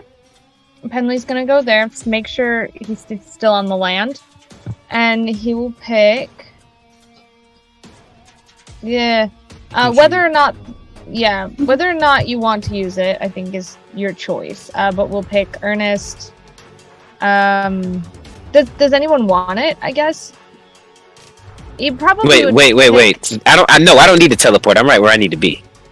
To be fair, yeah. Well, to be fair, there's only 4 of you. So, and then there's Trompery, who's not going to do that.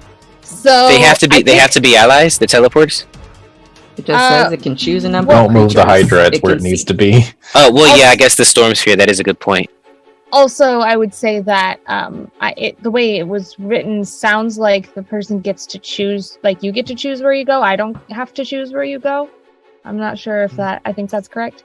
Yeah. So Pendley's. So I wouldn't want to give that to. I would not. Can I teleport? Can I teleport myself 20 feet in the air?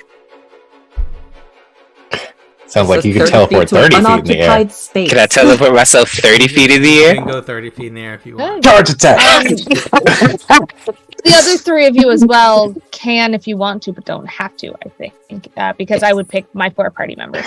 Yeah. Bro, So, tactical elk. Everyone can go up to 30 feet if they wish. Are you going to tactical elk? I'm going to tactical elk, sir. Yes. You tactical elk up, and then you immediately begin to fall. You fall about 10 feet before you land on the Hydra. Because the Hydra is huge now. And the Hydra's like 20-25 feet tall. There isn't enough time for you to come down, smash this thing. So you teleport up, come down, you land right on top of it. Now you are in the creature's midst. You're occupying the same space it is. In That's the storm exactly sphere. where I need to be. You're All right, exactly let's where get you it. need to be. Ah, Ardeen, that's your action. Let's get it. Let's go.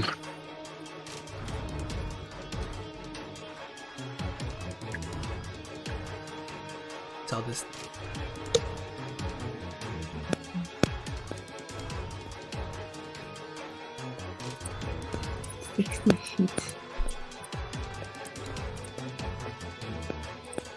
She'll give bardic inspiration to Elista. Last, you receive a D8 of inspiration. D10. thank you. 10. Ooh. Yeah. Strong. Trompery is gonna. Thank you. Trompery is gonna use. No problem. Be Trump- safe. Trompery will now use her held action to make an arcane burst attack because she too wanted to fight the creature itself. She's gonna roll to hit. That's 20. 20 exactly hits. Oh, So she's going to Oh, deal crap. Okay. 15 points of damage.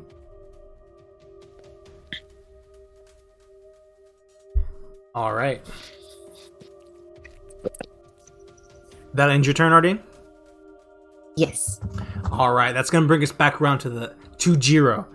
Jiro, at the start of his turn, regrows 2 heads from the place where Dorian soul knifed one off. Kind of hard to see inside the storm sphere, but you do see this kind of like, I don't know, that viscous kind of liquid come off of it as these 2 new heads peer out of the storm sphere and scream into the air for the first time in their lives. These fresh, super bright green scales on this thing. It's gonna heal a little bit as this happens, and 2 heads appear. So now it has 8 heads. Still its turn.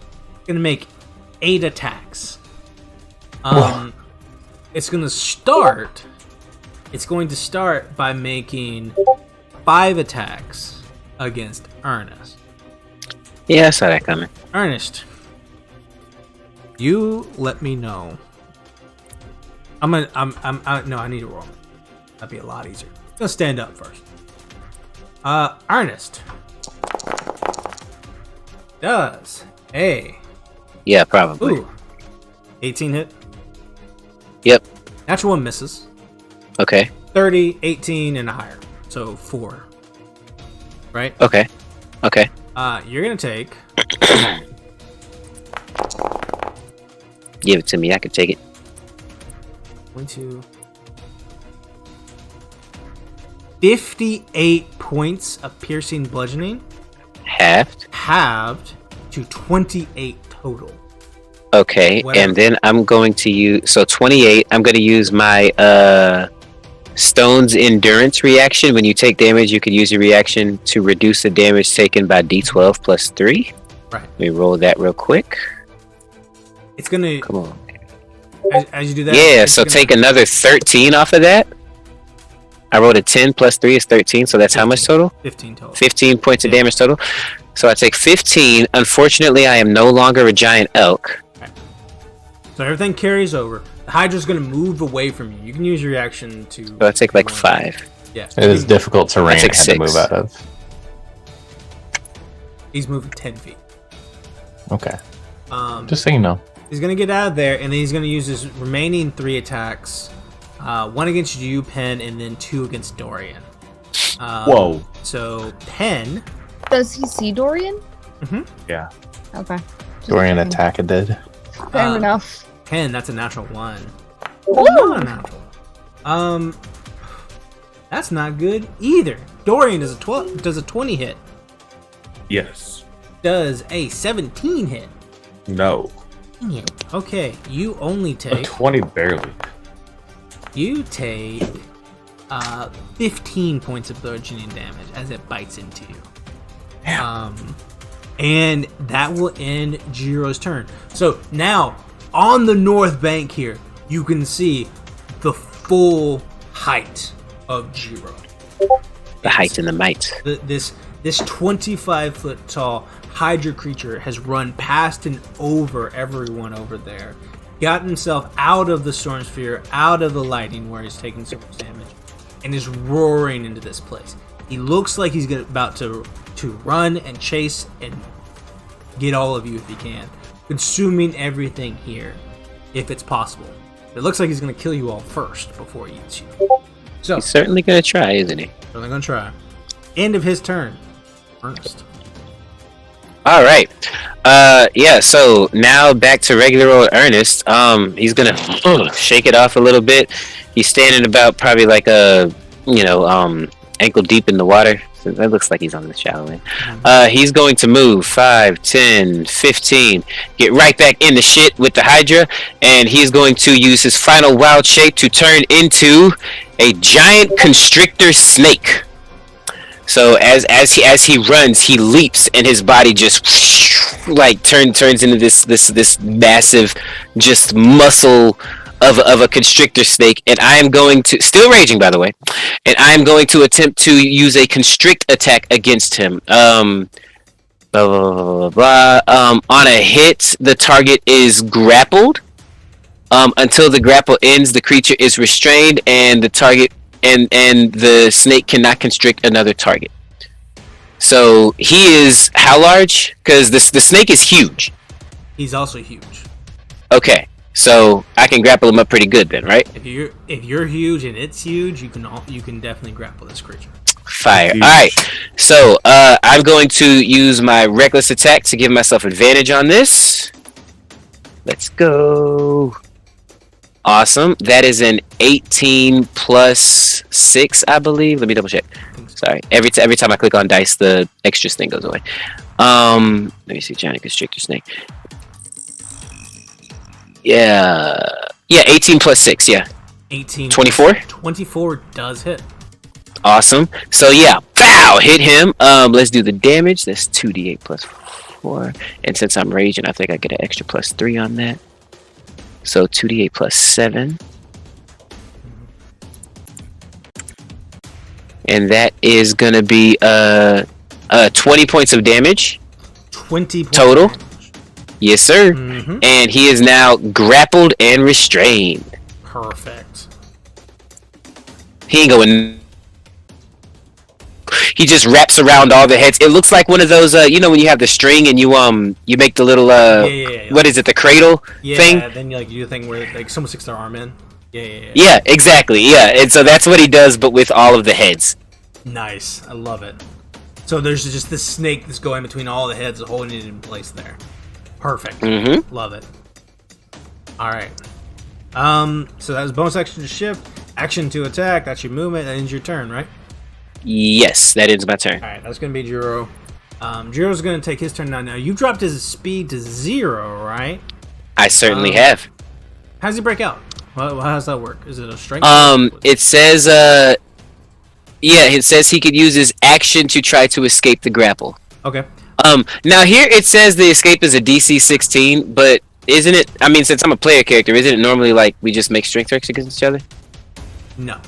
You just do. No? You just do the strength. If it reads, you got DC, then you get the DC. Because the creature only has its abilities, right? Because you're taking on the strength of the creature, not yours. Well, yeah, but I'm asking because I mean I don't mind using the strength of the creature, but since I'm raged, I get advantage on strength checks. Oh no, that doesn't help. Okay. It's a check, right? It's a blah blah blah blah blah.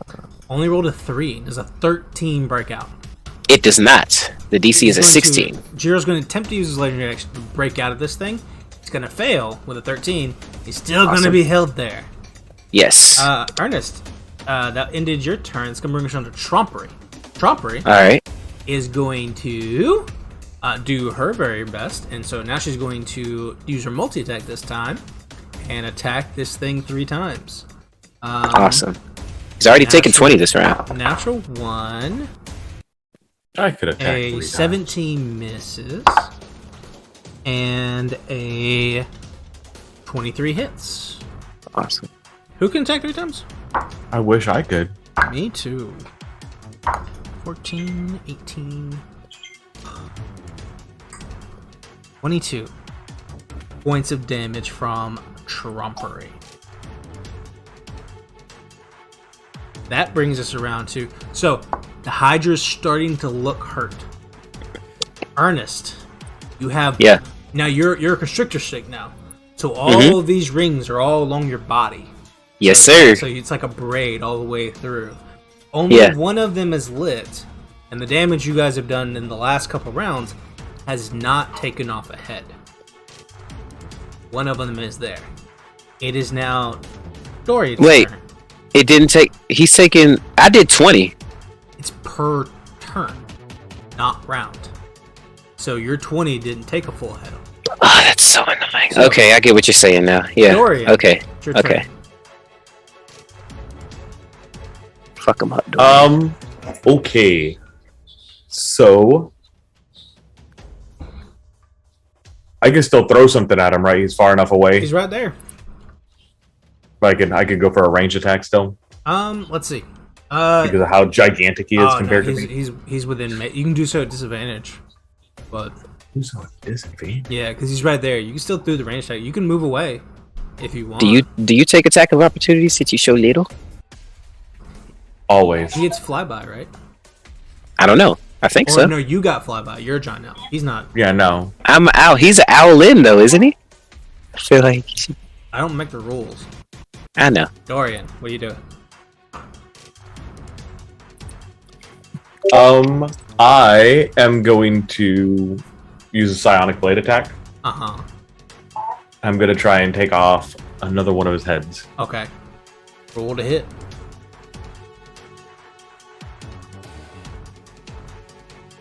It might be a straight roll. Is it grappled and restrained, or just grappled? It says the grappled and restrained. Oh, well, yeah. It says grappled and restrained. Yes. Straight roll for you, Dorian. Straight roll. So I'm gonna be throwing, so disadvantage. But he has disadvantage on attacks against him because of the restraint. Straight roll. Okay, so it's a 19, which isn't gonna hit, so I'm gonna use. Where's this stupid ass ability? 19 exactly misses. Yeah, it's not gonna miss for long. I'm gonna use one of my psionic die Okay. Awesome. for a homing strike. Okay. That 19 now becomes a 28. Okay, that's much better. That does hit. Go ahead and roll that damage. Okay, where did my sneak attack go?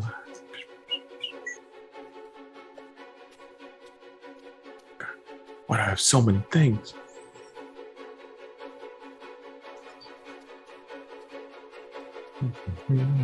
Bam. Roll that damage. That's 25 and just sneak attack. 25 and sneak attack. And another 7 from the Psionic Blade itself.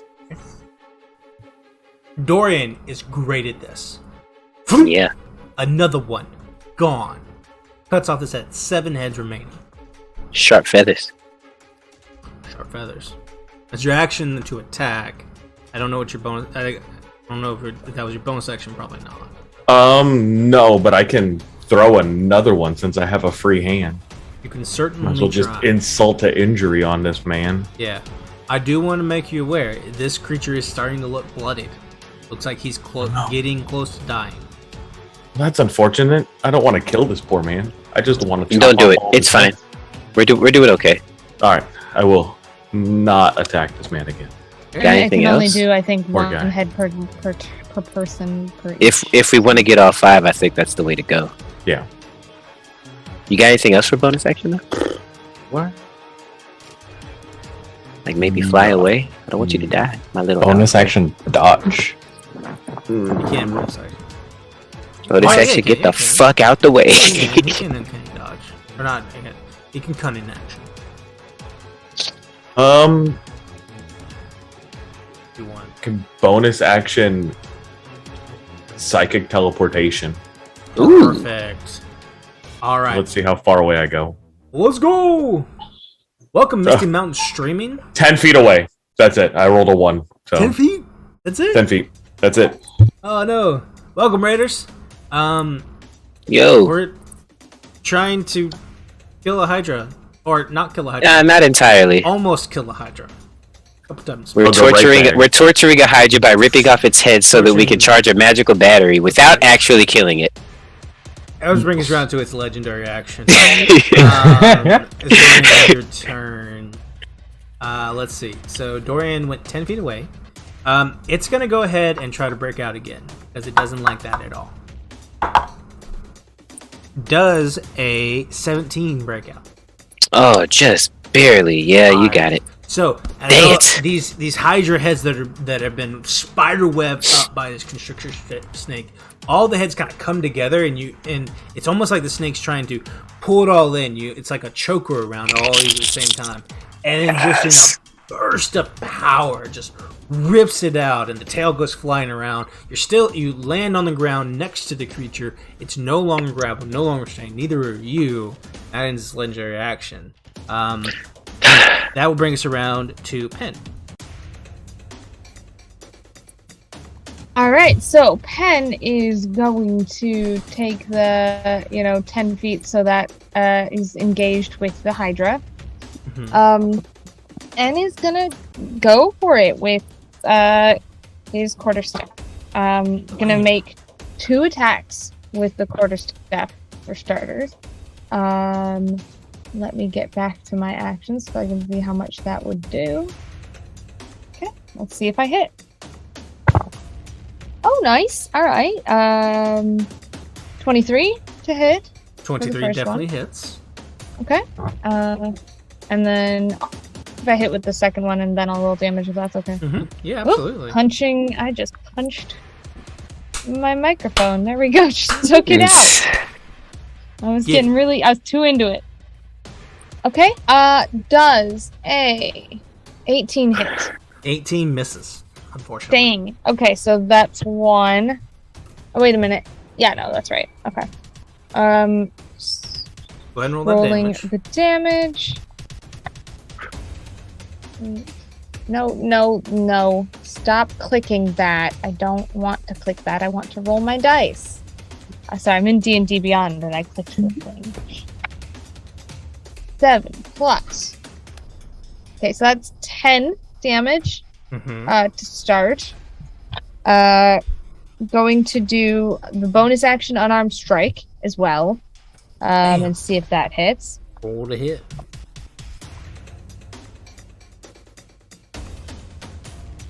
Uh, 21.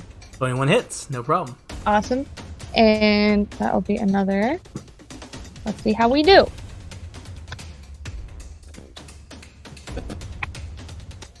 10. 10 more. Perfect. Yep. Dang, do I have... So, I wanted to do Stunning Strike, but now I'm out here like, can I make 5 more damage happen somehow? I don't think I... Flurry of blows! Is that a thing? Can you do that? I have Flurry of Blows, but I think it would have been my action. I look here. Bonus action. No, it was a bonus. Yeah. I used my bonus. Wait a minute. I Flurry didn't. blows I is a moved it. bonus action. Normally, you make it. Yeah, normally. I've used my bonus action as one arms. Yeah, so Oh, you can spend a key I point could've to done make two two. on- yeah. You can spend a key point to make 2 attacks. Because you came up, you punched it, right? Because Yeah. you unarmed strike punch it twice at the beginning, and then you hit it Yeah. again. So you can spend a key point to do that flurry if you want. Yeah. Okay. That you're is what I'm close, going yeah. to. So it would give me an additional unarmed You get that strike fourth if I had attack, to done it. Okay. Let's do it. Yeah. If I can get my D20 out of the dice box, that's the real. There we go. Okay, that is 24. 4 hits, no problem. It's all up to this last roll, fam. I'll roll What 1. does it do? Don't say that. I didn't roll a 1. I rolled a. What am I adding to this? Go back. 6. 6! And with that, Pinley punches a head off. Awesome, Pinley! Pen steps down and just with the quarterstaff. Mhm. And also, I will say that as the quarterstaff was a melee attack, this is Stunning Strike. I'm going to spend another key point to do that. So let me just go down those 2 key points. So see if you hit a DC 14 con save. Con save? Yeah. Yeah, he's gonna save. Okay, so- natural 13, a bunch. Yep. 23. No, we're good. But would have been nice. Would have been a nice Right. thing. But hey, I popped a head off with a quarterstaff somehow, so I'm feeling pretty good about this. Actually, Penley's probably feeling terrible, but I personally am feeling great. And that's the end of my turn. Perfect. End End of your that's the turn end of my is going to take a legendary action to go ahead and gosh, at this point it's very mad at the snake, of course, so it's going to attack the snake. Does a 20 or an 18 hit? There's an 18 hit. Yes, it does. That's going to be 16 points piercing damage. Half to 8. Yes, half to 8. I'm fine with that. Okay, we'll take that. We'll take that. Perfect. That'll end its turn. Alista. Okay. Alista, you're looking around. You can see a very hurt Hydra. Mhm. More than bloodied. You see all of your friends. You have Ganging up on it. one charge. One charge. The heads have to regrow. And how many? We have 2 heads down in this 2 round. heads have been cut off, yes. 2 heads down, 1 made its regrow. So he's like bloodied, but that doesn't. He's got a lot of health still. I don't think I can finish him off. So Okay. Eli is gonna bonus action Storm Sphere him. And what? From the storm? Yeah, Okay. it comes out. It's like a lightning arc. It just. Mm-hmm. Yeah. Uh-oh. So does a natural 20 hit? It does. I don't Okay. think I can kill him, she For a said. total of 31 to hit. 31. Cool, that's cool. How much Storm damage? Sphere a head off, apparently. Is it Yeah, 46 okay. plus? Is it? It would be 8d6 now. So, see how that goes. Oh, there's some 1s in there. I have to re-roll those. Because of my feet. Oh boy. Alright. So Jiro. That's okay. So 28 plus 10. Does 38 kill him? It does not. Okay. It does not. So for those of you watching at home, the important thing about this encounter is that we need the Hydra to regrow its head. Cannot kill it. Alista just took out the third head on this round. It has 5 more left, but it is on its last legs. Jiro's on its last legs and falling and leaving this world entirely. So we've got 4, right? We've cut off 4 heads, and we need 5. But we also need to give it time to regrow. How long do they take to regrow? Till its turn. I Top think. of the round, right? I Alright. think Top on of its the turn it Of regrows. its turn. Yeah. So Good thing it rolled well on the initiative. Eli throws her hand out and like calls the storm surge. She's like, "Yeah, I'll take another head off this round," and then like just guts go. Like- the creature Jiro screams in pain as this whole thing comes over, and as one of the heads is just shocked and burnt off as it falls to the ground completely, almost incinerated, singeing when it hits the sand. And you can all see this crazy silhouette of this shocked Hydra on the set of the storm sphere behind it. Eli's eyes kind of widen. She's like, "Oh, I'm stronger than I thought." Gee. RD, She will hold an action because she still has her action to cast the spell in case it comes to attack her. okay. All right, that'll end your turn, Alista. Yes. Ardeen, it's your turn. Okay. Seeing Don't Homeboy hit it. seeing Homeboy in a lot of pain and realizing that they are doing just the worst thing to it. Also, that the mission is for nothing if he dies. She is going to curse under her breath and cast Healing Word on the Hydra. Healing word on the Hydra. Oh. I love it. Yes. Go ahead and roll that hit healing to it. I wondered if someone would heal the Hydra. I'm very happy to say. She Seems does like we feel need absolutely to. terrible. But you don't want him to die. He's a good boy. Yeah, I just blasted the shit out of that good boy. Okay, so he gets 17 hit points back. 17? Yes. He's not a good boy for long. He looks much better. Having a good old time now. He's not Okay. bloodied anymore. What? No, he's still. Let me at him. Alright.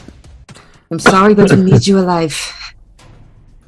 Looks Cool. It works well. So that's your bonus action. Action for anything? That was a spell. Yeah. Bonus action spell. The bonus action spell? Healing word's a bonus action. Crazy, right? Oh, I know, right? smooth. Wild. We heal that man for a lot with a bonus action. Holy crap. Ardeen's really What you powerful. could do with the whole action. Unless it was cure wounds and not healing. Nope, Healing Word. Healing words. And created.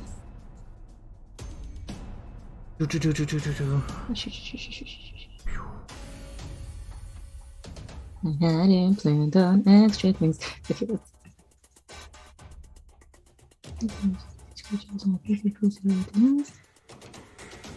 Right.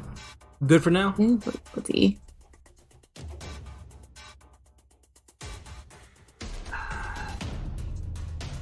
Yeah.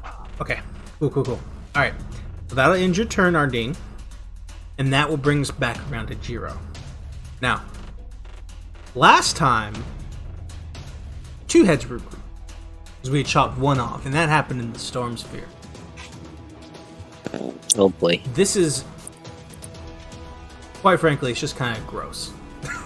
As from wherever the stumps of these previous heads were, what some of them burnt, some of them chopped, some of them just bludgeoned off. This new growth begins. Ernest, you are currently in the midst of this thing, and as these heads begin to regrow, 6 more heads come out. Yeah, 8 of the yeah, 10 that sounds that about we right. need. 3 of the rings light up along your body there, Ernest, having 4 all around. 4 out of 5. Yep. 4 out of 5. and then this now 11-headed Hydra. Has anyone given Lux or blesses or curses or anything in the chat? Absolutely Y'all real quiet tonight, man. What's going on? Right now, 43 people, no help. So much damage. These 11 heads. All Let's go. come up around, and Hug 'em. It's free, and it is ready to do some damage. Also heals a lot. Obviously. About to do 11 attacks. 11. We have a attacks. blessing. I'm afraid Yeah. not. Please roll that D10. Oh, I'm afraid thank you. not. Yeah, D10. So Do we have the blessing go towards the Hydra so he doesn't die? Also, No. thank you for the horrifying I think- image of a centaur with human hands. Wait, what? Yeah. wait, what? Chat's going off. Yeah, Anyway. I know. Crazy. Okay. We have a 7 on the bless table. Maybe I should just. What is that 7, Max? Blessing of Friedrich. Fel warriors, I ask you, should my campaign come to an end? 1d6 plus 5 heal for all the party. Fire. Everybody gets a D6 plus 5. And we give that to the Hydra as well. That No, the Hydra regenerates. He's fine. D6 was a We need 5. one more head. D6 was a 5, Alright. so everybody gets 9. Everybody gets 9 9 hit points points back. back. Yeah. Yes. The Hydra is going to attack. It is a scared animal who doesn't want to die, who's really good at eating and killing things. Mhm, know, you got luck. mhm. I have Do what now? luck to Reyna. Hey, He's going to take one step over here, where you can Max, see, you've got luck.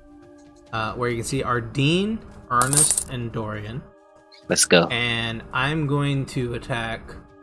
One of the heads is going to attack Ardeen. 2 of the heads are going to attack Penley. Ardeen healed him.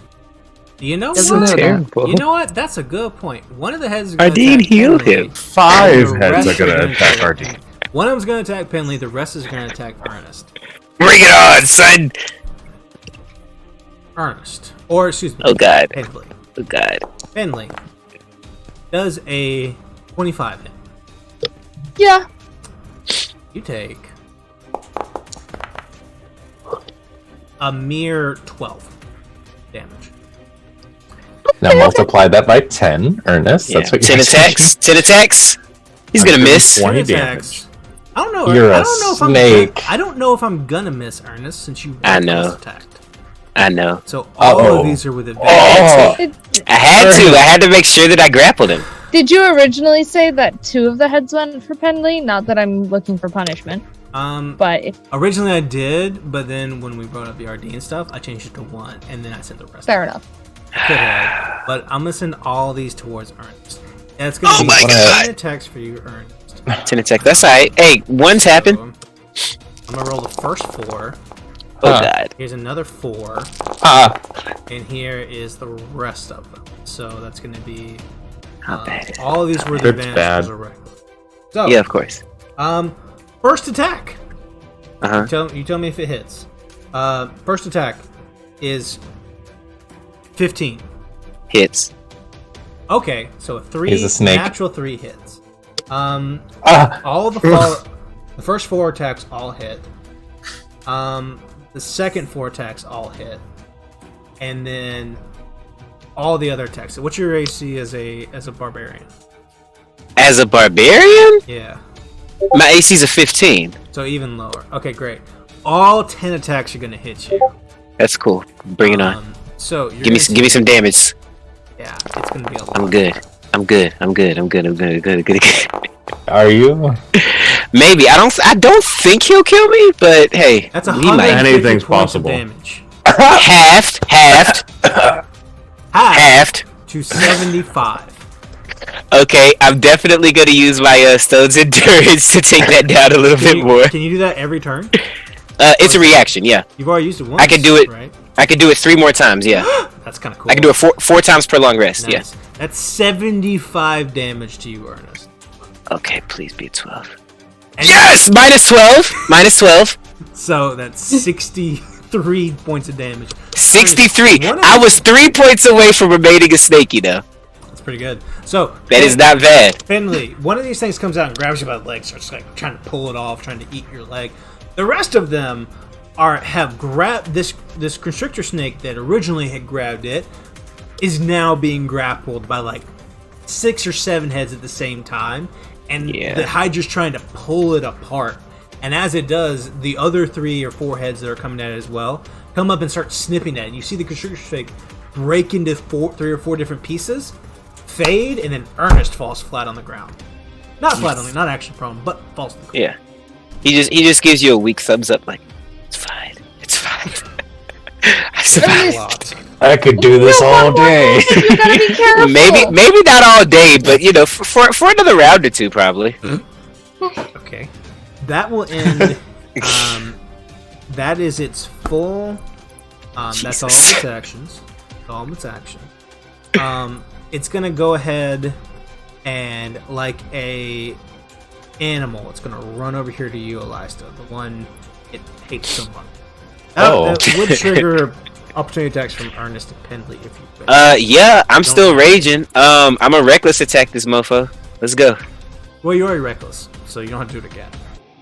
You're still reckless. Yeah, you're still okay, reckless. Cool. Yeah. Alright, dope. Alright, so Just 2 don't attacks. kill the poor man. 1 attack. You can only take 1 attack. Pendley, Yeah, that's right. Yeah. You want to make an attack, Pendley? You don't have to. Penley is gonna go for a melee attack, mainly because we're gonna try that stunning strike again. Go for it. So we'll see if it. That's a 21 for Ernest, by the way. 21 hits. Go and roll that damage. Pen is not gonna hit. I think we're at like 15. 15 will miss.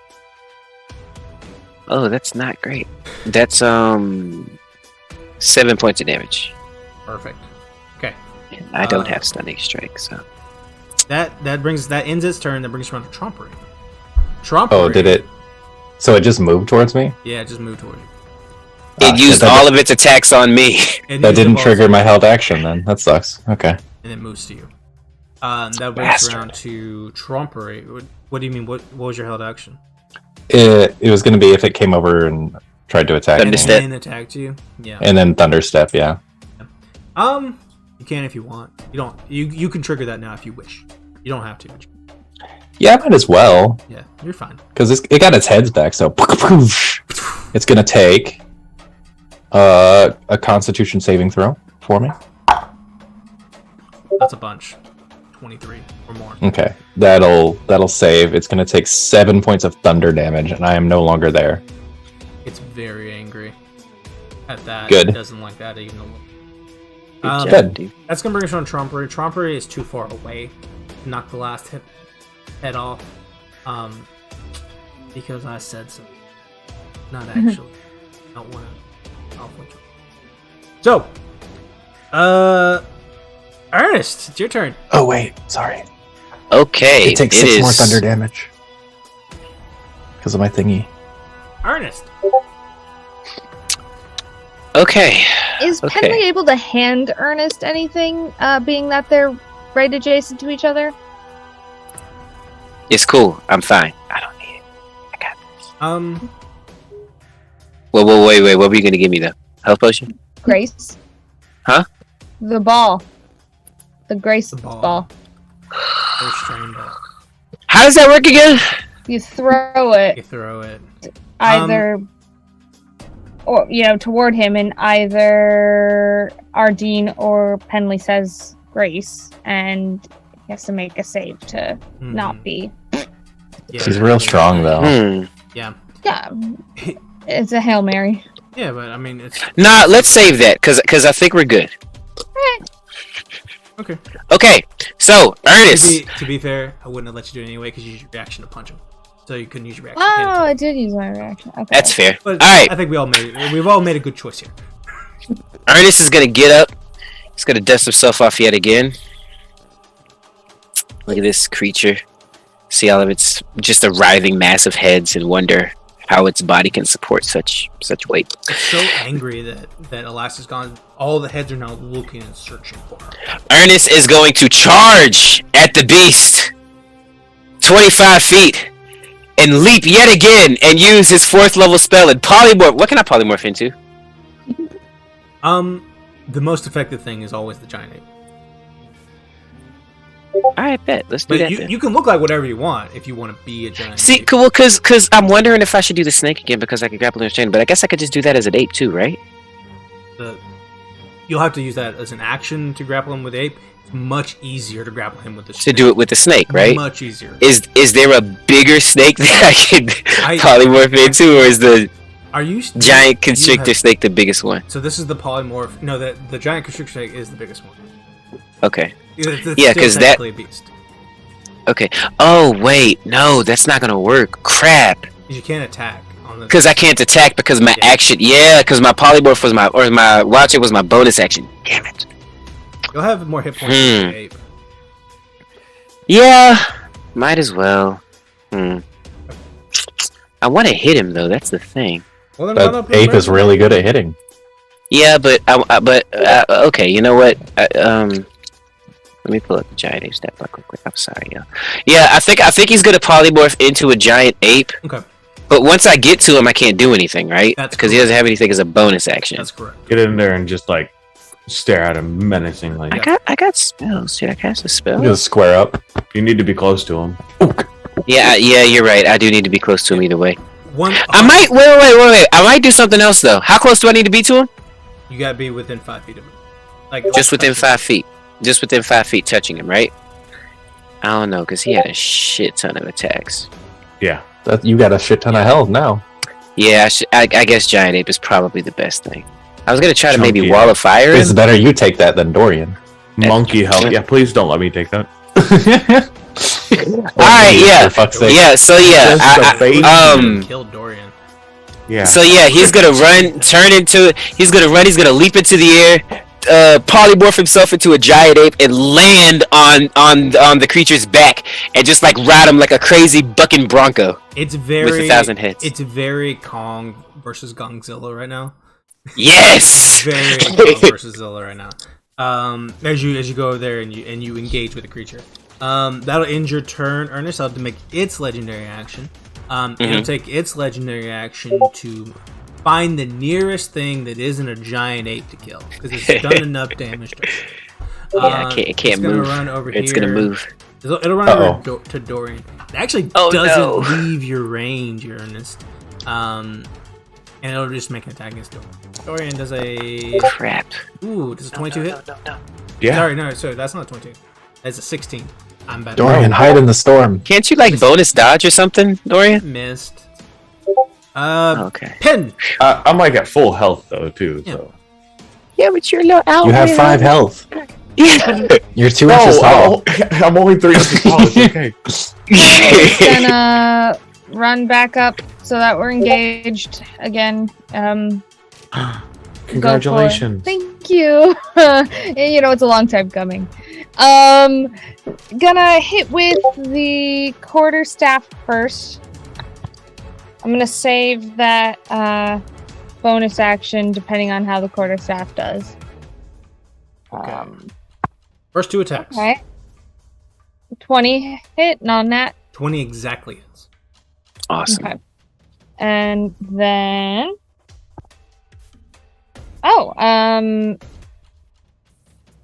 I can do math. 26. Both of those are going to hit. Go ahead and roll this damage. Sweet. Okay. Are you stunning striking on both of these? What happened? What? Are you going to stunning strike on both of these? Can't. I don't know if I can do it on more than one. Oh, I can. Okay. You can do it as Yeah. many times you have key point. Yeah. All right. I am putting down 2 key points there, and yes, I'm gonna stunning strike them both. So 2 con saving throws DC. I don't like the face you're making, Daniel. I rolled Stop a it. 1. I rolled a 1. Oh yay! What's your DC? 14 It's con? con.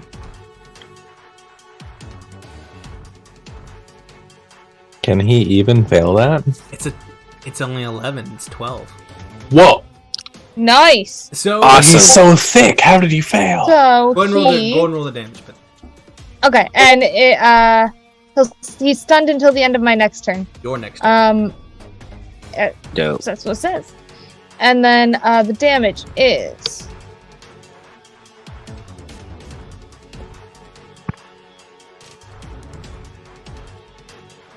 20. 20 which total? appears 20 total. Flurry of blows? I mean, come So on. we're gonna flurry of blows Okay, it. cool. That's what I was. Awesome. Yes. Cool. Thank you. I was holding that. I was waiting on to see how that did, would depend on what I used my reaction for. Yeah. These bonus actions are with advantage because he's now stunned. Ooh, nice. Yeah. Oh well, that one is gonna be a 26. No, 24. That's great. And then the second one, with advantage, right? Yes. That's good because I hecked the first roll bad, but that is going to be a ooh, I don't know if that second one's gonna hit. What am I adding? Ooh, 19. So that's just gonna miss. Okay. Right. But one of them hit, Think. right? But one of them hit. So let me roll Get some that damage and see if we do it, fam. You got this. Pin. We'll do it as long as I roll. As long as I don't roll a 1, we'll do it. I shouldn't have said that out loud. I rolled a 5. Yay! Awesome. There So we that's go. 28 damage total. 28 damage total.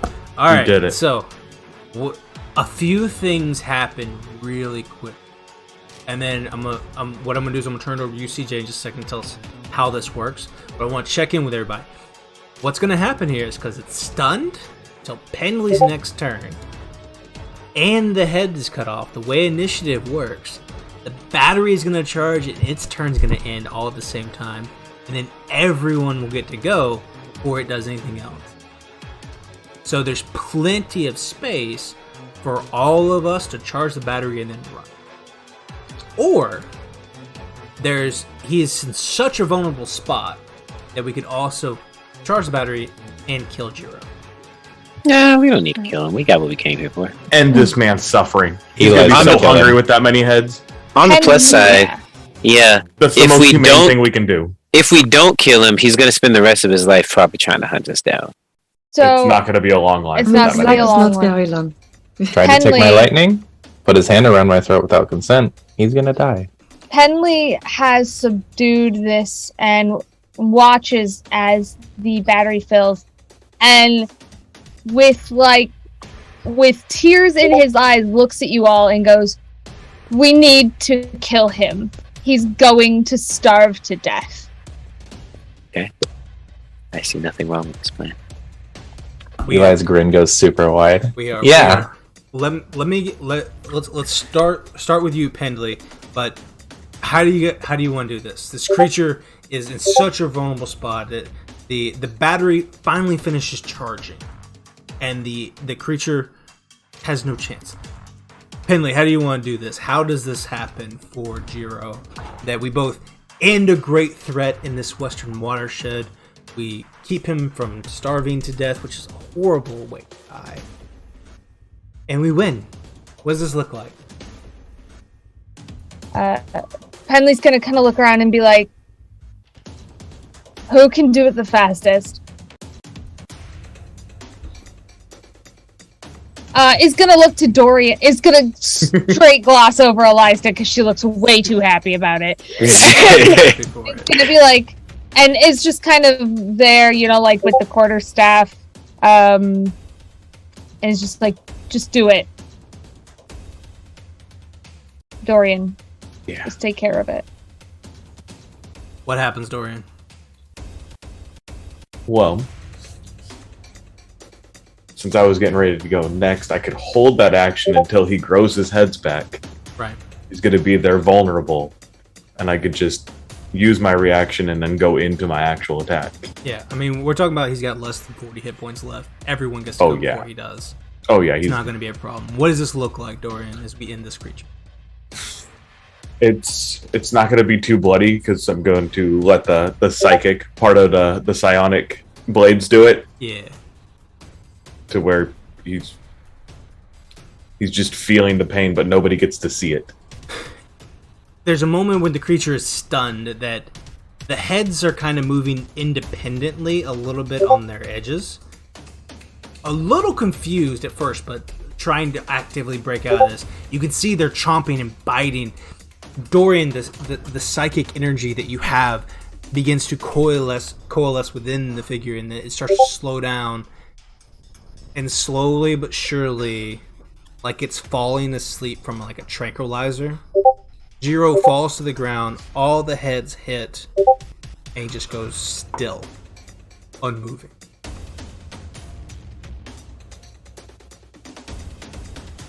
And all 5 of those rings around your wrist, Ernest, are all glowing exactly the way we need to. We successfully have charged this battery. No, they're not on my wrist. They're one's on each finger. All the fingers. Because I'm an ape. Yeah. I want to punch him like Thanos with the Infinity Gauntlet. He's already dead. Oh, okay. All right. We're good then. We're good then. Jiro, I'm raging. I don't know. Oh, you guys did so well. Good job. Okay. Oh, you killed a man. Well, a Hydra. A Hydra, a really dangerous Hydra that would have had like 12 heads when you left. It was crazy. Right. Oh, really well done. Okay, awesome. We're gonna go to break real quick, and then we're gonna come right back, and then we're gonna wrap this whole thing up. If you guys want to see the final piece, the final secret of trompery, be right back in about 10 minutes or so. So, Can't wait. 1 second.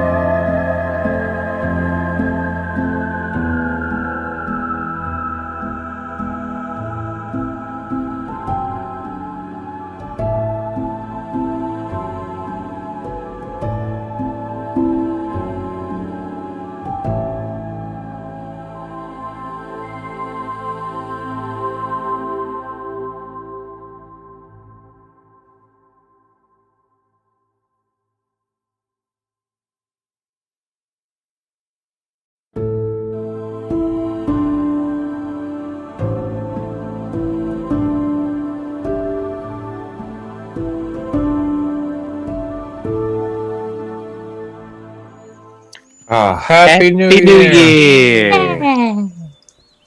It's like 2058 by Ink and Liar's calendar. Yeah. Every Wednesday's a new year. Every single. And Monday. Like, we go through Oh, decades shoot. a month on this channel. Thank you all for sticking us through the break. We're coming up to I don't know, more of an epilogue status here. So, let's jump right back into it. Travel back. So, since Jiro has been slain, the battery charged. Ernest, you are, I guess, charged with holding the battery as we return all the way back to Rendavi's. We were told that if we charge the battery in its entirety, we would bring it back to Rendavi, and then he would be able to make all of the things that we needed, to recreate the spear or a similar type weapon that would be able to protect the hearts and minds of men and who live here in Aroria. Okay? Mm-hmm. Travel back to Rendavi's is pretty good. No one died. Jiro was gone. Is gone. The watershed is safe. Everything looking pretty good. This creature you're seeing right now, gone from existence. What about his cats? Are they gonna come back? Like, where's our dad? Displace your beast. Yeah. Yes. They'll probably continue to hunt. The whole region is safer now. What was happening is there was a Hydra hunting everything that moved over an entire riverfront watershed area. And it was hunting basically everything to it. Now, with the Hydra gone, there's an opportunity for new things to be behind it.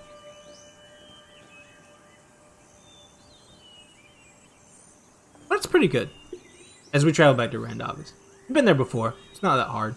It does take some time. Like, it's like, weeks, months of travel to get from where you are to there. But you just kill the Hydra. And you killed, like, a storm elemental. Really not a whole lot here that can be of danger to you. When you arrive, you find Rendavi waiting for you. You fill him in on the story, you share a meal, you take a nap, get a bath.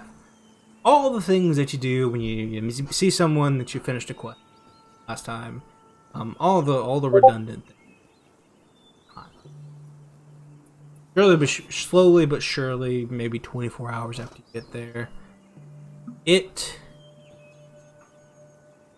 we drop back in as you all go outside, and you find yourselves back in the act.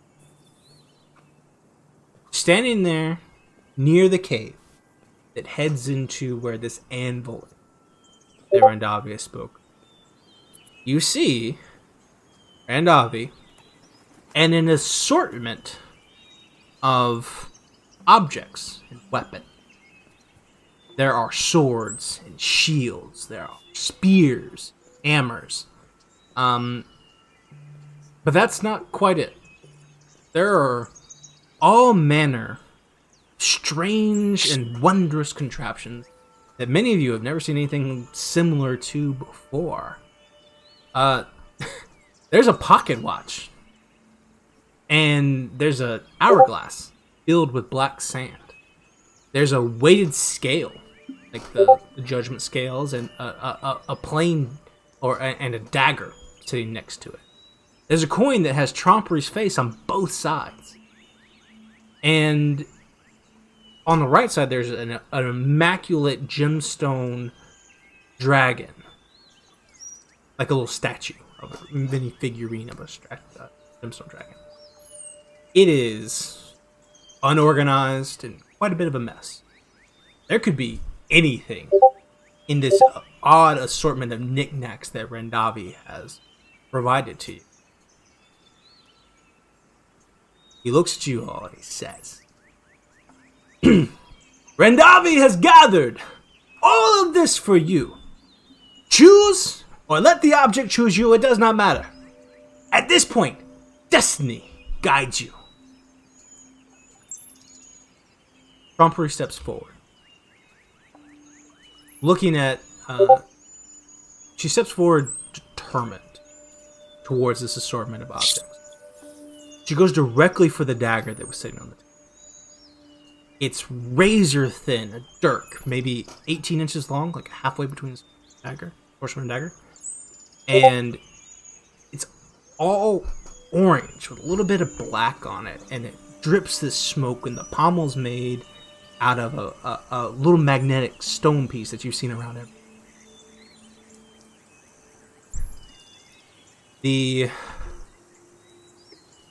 She grabs it, holds it, inspects it thoroughly, and you hear her mumble under her breath and name the dagger Gula.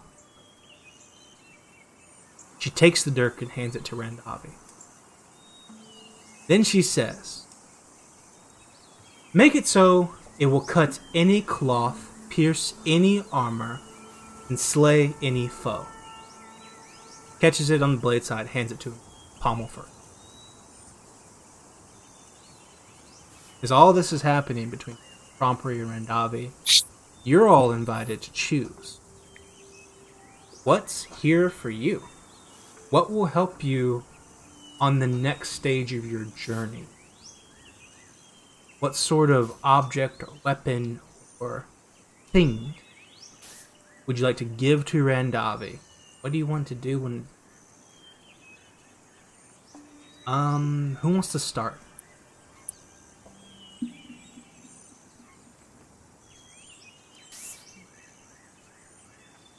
Oh, anybody want to see the assortment I made? Yes. I put it on the stream. Look up photos. Whoa. Pretty.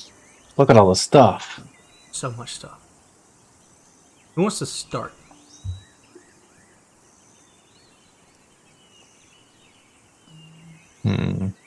Ernest will push Pinley forward. And like it's kind of like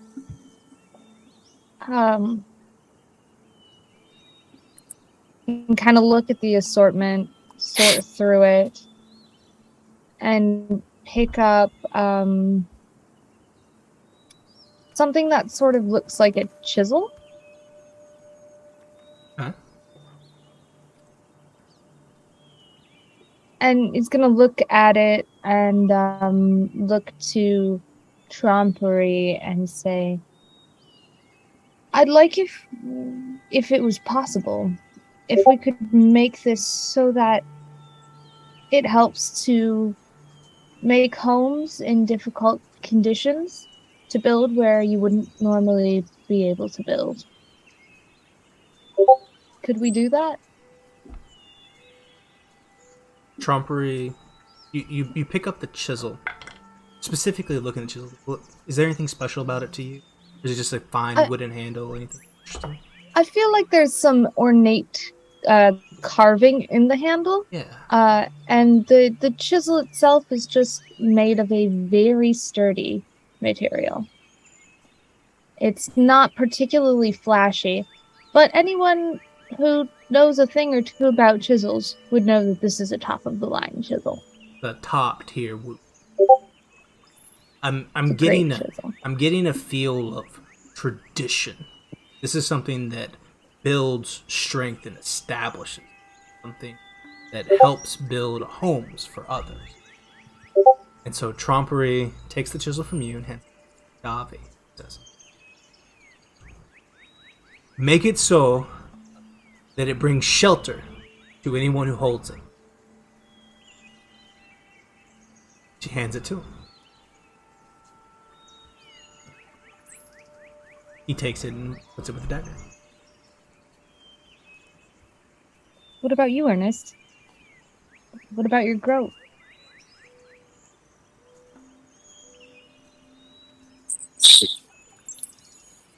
Ernest walks up to the table, looks at all the different assortment of things. He picks up an acorn. Acorn? Yes. Says, well.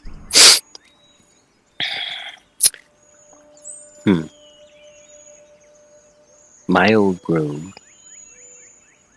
was destroyed, nothing really grows there. All the animals left.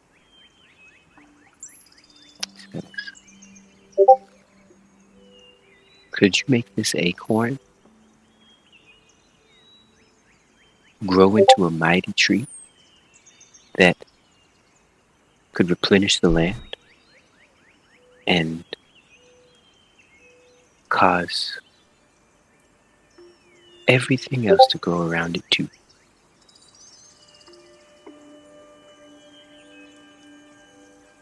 The acorn you find. Acorns are organic items, right? They just grow. They turn into trees, right? This one is made out of. This particular one looks exactly like an acorn. It is so finely cut in such a way that the surface looks smooth. It's made out of like an amber, almost honey color. But it's shaped like it perfectly, even down to the point. It's almost like it's gonna cut you. Pick it up. And you hand it to Chomper. Chomper gives it to Rendavi, and she's make it so that it will cultivate the land. And all who come near are home. Make it so that those who come there are safe and fed. She gives it to Rendavi. Yeah, that'd be nice. Sounds perfect for you, bud. Well, figure why find a new grove when I can fix the old one. Family will be really excited about that. Yeah.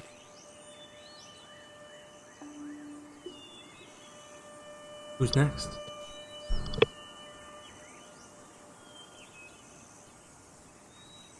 All right. So Dorian is going to walk up to that pocket watch. Pocket watch. Pocket watch. Alright. What do you want to do? You look to Trompery.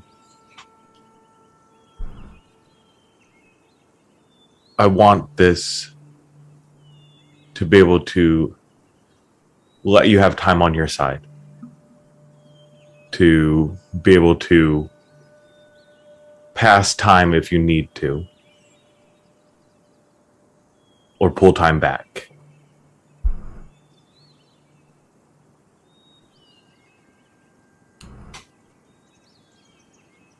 Tromper takes the watch from you. He gives it to Rendavi. And she says,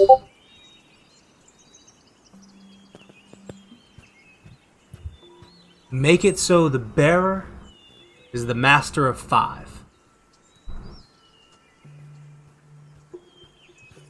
She gives it to him.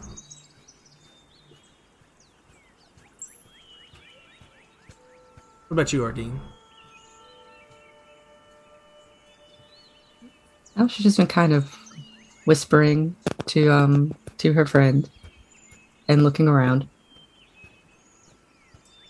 And she'll find a little spyglass.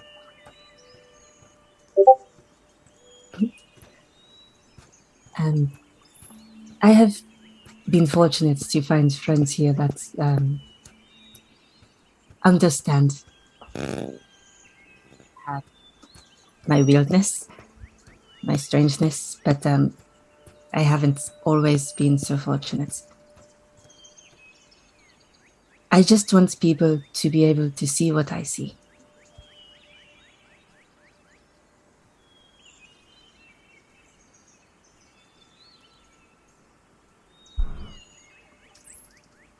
Takes the spyglass. Hands it to Rendavi. Says, make it so all is revealed in our eyes and hearts. Gives it to him. Thank you.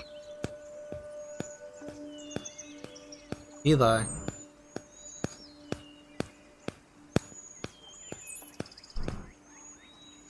What do you pick up?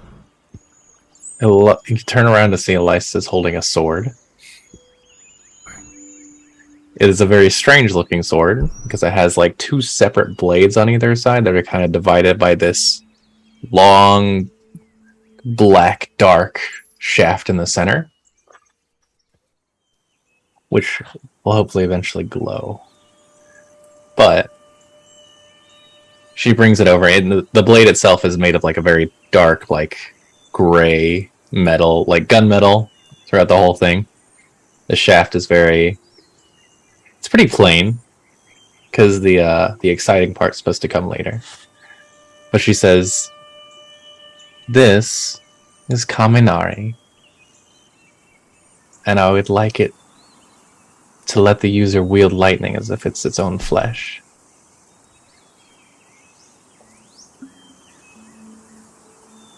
I thought you all were going to make weapons too, but this one will be to remove all the monsters that threaten humanity.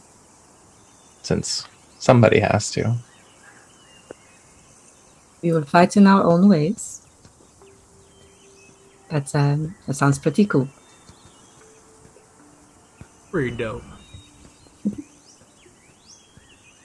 said it will fill up. What does that mean? When the blade is active and magical, the black beam in the center will glow with a bluish white kind of iridescence, I guess, and lightning will be crackling out of it. Just gonna make a small note. This is dope with an exclamation. Trumper takes the blade from you, grabs it by the palm, holds the flat of the blade against her palm, passes the whole thing over to Rendavi. Says, "Make it so whoever wields this blade has control of the element, and make it so that it cannot break promises." Is it back?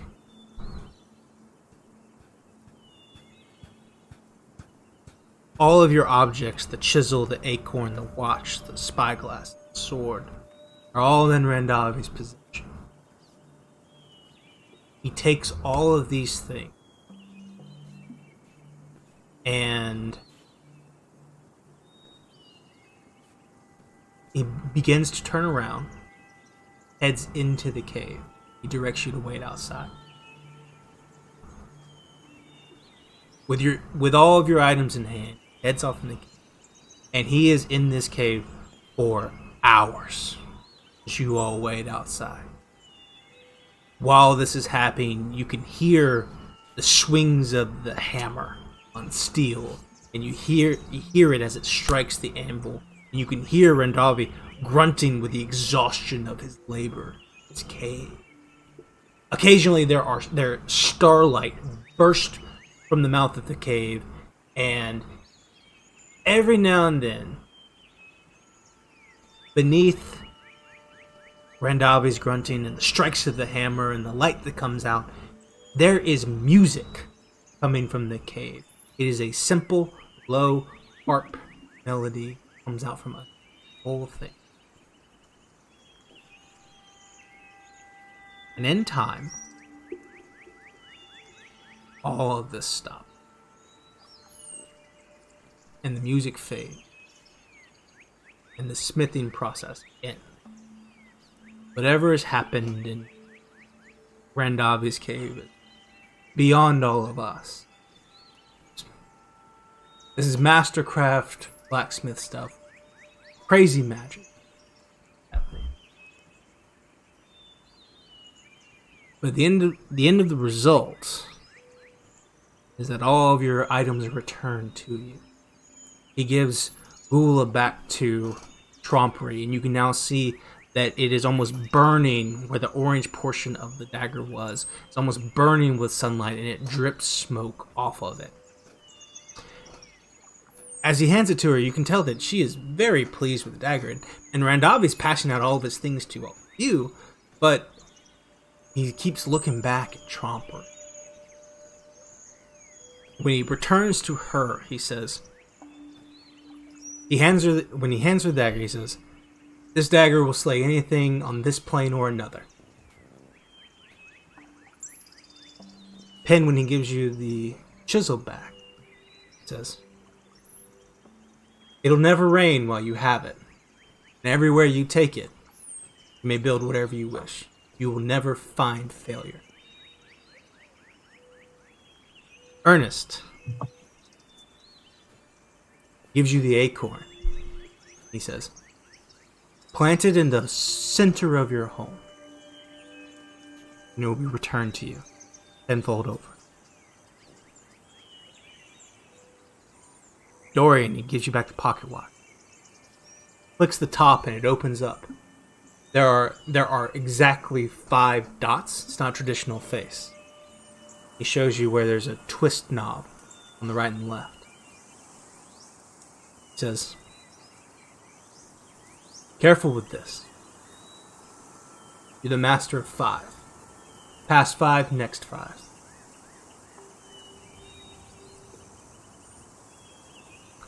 Dares not twist it now." We're talking about minutes here. Back in time, forward in time. Just you.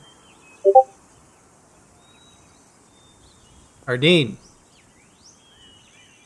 hands you the spyglass. When he hands it back to you, it's no longer the familiar... we've seen spyglasses. They pull out, they're long, they look around like this. He hands it back to you. It is incorporeal smoke. And he puts it in your hand, and you can see there's these little magnetic rings, very similar to the pommel on Trompery's dagger, and very similar to all the magnetic rocks that you've seen around. Those rings are the only thing there, the rest is incorporeal. You look through it, it gives you the benefit of true seeing, but on top of that, it lets you look into people's hearts. It's the spell Zone of Truth. When you look through this, you can tell if someone is lying and what they like at all times. You can see into all the material. You can look through the material plane into all the planes that overlap onto this one at will. Elista. The blade looks exactly the same when Randavi hands it back to you. It says, "This will give you power over all the elements on this plane. And when you make an oath, promise, this blade cannot fail." Gives it to you. She grips it, and like the black beam in the center lights up as if it was waiting. Nice. Thank you for all of your hard work. They're all so beautiful. And Avi is so proud to bring these things to all of you. You deserve it. You've done something that cannot be done. I am proud to call you all friends. Thank you so much. And she'll hand Randavi the spyglass to look through. Randavi is hesitant at the gift you will look to see it. And she'll What does he see? she will gesture to her friend Elias and be like, "He says thank you as well." I imagine Elias is there. Maybe a little like, I don't know, maybe coy is the right word. He's a little surprised that someone else can see for just a half second, and then he's right back into where his stuff would be, but a little surprised. "Oh yes, we are too cool now."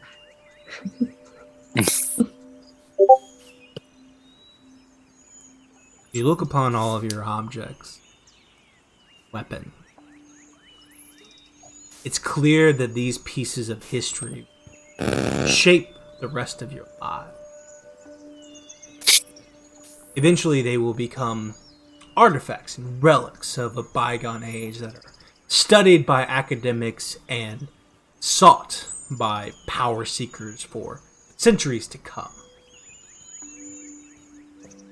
But as you look through, as you inspect your objects, consider the meaning of all this and how this will help you on your journey to leave here and continue off in the world. All the good or conquering do with these weapons, these objects, these items. Trompery speaks up one more time.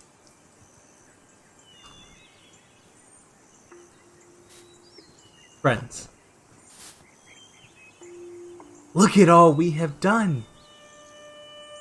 I cannot imagine a world where these objects even exist without all of your help. We should be incredibly proud of everything we've done. The accomplishment that you have all seen today is incredible. But I regret I must ask one more thing of all of you. You see, she holds the dagger in her hand. This is Gula. Gula needs a champion. Something like this, I can't wear this on my hip, but it's too powerful. And my peers will become suspicious. They see me walking around with a dagger that can kill anything. I need someone to keep her secure. Need someone to hold on to this for me, should I need it in the future. A guardian to protect the world from this power. A warrior to slay those who would misuse it. And a kind soul to look into the hearts of those who would come forward and to those adventurers and bestow her power on those who are worthy. And then take it back once their task is complete. And finally, if something does happen to me, I need a hand who will seek the revenge of my soul.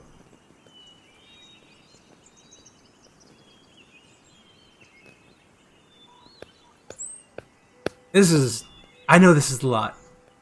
I mean, we're friends, right? We spent so much time together the last several months. It's so much to ask.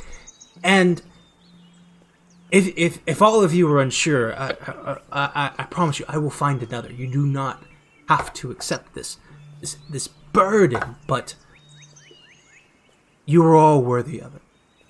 To watch over this, I believe in everything that is in your hearts and your purpose and the things that you are as adventurers. And I would much sooner see it in your hands than another. If one of you would take up this mantle for me, to guard Gula, protect it from all those who would seek it, I will offer you immortality. Age will not be able to touch you. Your body will never fail you. I offer you joy, a home of your own choosing, with those that you love the most, all under my protection.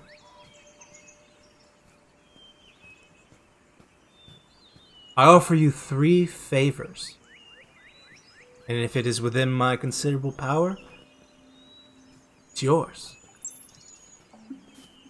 And of course, I offer you my undying love. You will always be my friends, but to take on a task such as this, to dedicate eternity to guarding this for me, you will always have a seat at my table, no matter where I am. What say you? Sounds fantastic. Ernest, Elisa, you both had things you wanted to do. places you wanted to go. I mean, kinda. This will not be that. This will be, you'll be in one place, one area. You will not leave. Your only job will be to guard Gula. If travel is what you seek and things are what you're looking for, this is not the choice for you. Ernest, I'm not gonna tell you how to live your life, but I think you deserve to rest. To have your family again, to be in a grove that's safe, where people aren't coming after a dagger. That's all you've ever said you wanted. And I know I know you're a good person. And you'd probably agree to do this for her, so as your friend, I'm asking you not to.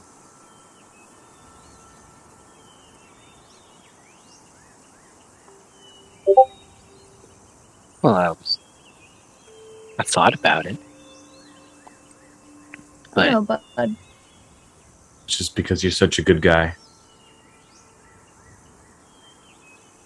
I think of all of us, you deserve your happy ending the most. No offense. I mean, I don't really know what your happy ending is, Ardeen, and I don't know what yours is either, Dorian. Neither of you ever really said. I don't think Eliza's settling down anytime soon. So, the ending's not there for you yet. Or me, maybe. I don't know. I'm not saying I'd take it. I'm just saying that, Ernest, you really shouldn't. I would like to go back home. See my people. Makes me kind of think. Oh, sorry, go ahead. No, just immortality's not that fun when everyone you know dies. It's true. And I think it'd put your grove at risk, because people would always come for it. But something I said a few minutes ago made me kind of think. Ardeen and Dorian, you made these great items, and you were here this whole time helping us, but I don't even really know that much about what you wanted to do now that it's all done. I mean, being in one place does sound nice after all the travel that we've done. What about Oh, you want to Ardeen? settle down? I could settle down. Would be kind of nice to have the challenges come to you instead of having to find them.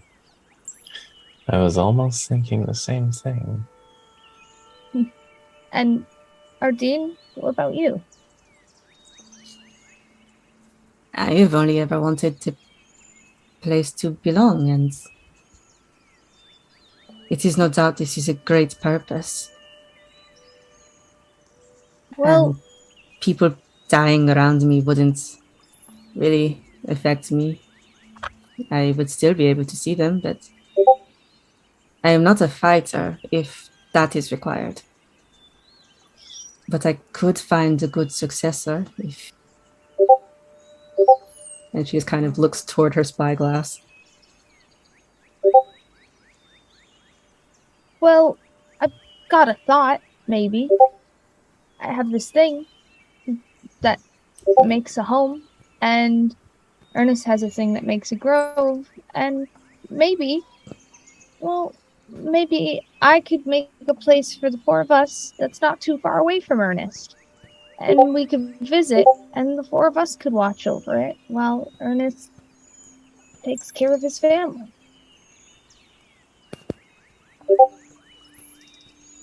That sounds nice. We'd like I to mean, stay you close to all wouldn't of you.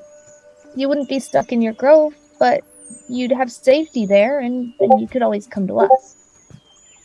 Yeah. What do you guys think? And feel free, you can say no. And also, if any of you still want to wander, Well, then we could just have Gulag with someone who doesn't want to wander too much, but we could all watch after it. I could do that. I want to waddle up to Trompery. How ridiculous does this thing look if I were to be holding it? You're a regular person. You're only like 3 feet tall. When Yeah. you hold it, it looks like a longsword. But it does when you hold it, it does feel incredibly well balanced. And it does fit well. There's some really nice areas just northeast of here, and a little further into that, there's mountains. So we could set up somewhere a little harder to get to in the mountains, maybe, and just down in the valleys where it's prettier. Ernest, you could start a new grove, or we could find a place by your old grove. I don't know where your old grove was. That way. Well, that way looks kind of northeast to me.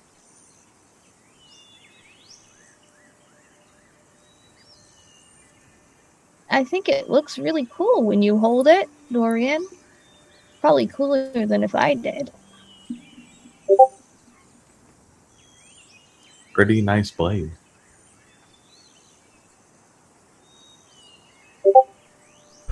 Are we thinking? The only... Oh, sorry. Are we all thinking that we might all watch this thing together? Yeah, Penley was just gonna bring up that probably only one person would get the immortality, so that was the thing they'd have to figure out. But but that seems to be the The gist. Do I'd we? be okay with that. So Trompa looks at all of you and says, "Really? All of you would share this burden?" seems more right than putting it on one person. It sounded like everything that you described, and who you needed to watch it sounded like a different person to me. Is what about he does. His friends do. We almost all got eaten by a Hydra together. Call dibs on the avenging hand. This very, very sleek Elven Phaeton is looking on at all of you with so much pride that anyone could ever muster, and says, "Well, that is settled then. Let it be the rule of 3. That 3 must be always to watch Gula, and the rest may travel."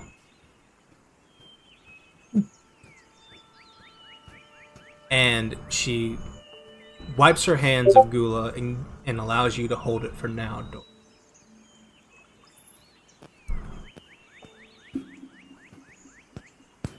So, and so we have all agreed to watch over in perpetuity forever Gula, a dagger. I thought it was a longsword. Close. Only for you. Okay. When this and it's all with you. It's near Ernest Grove, and we're gonna get into our final what life looks like. What life looks like for all of you is you're all granted the immortality comes with a eternity of servitude, albeit to a good aligned deity, someone who will do their very best because you harbor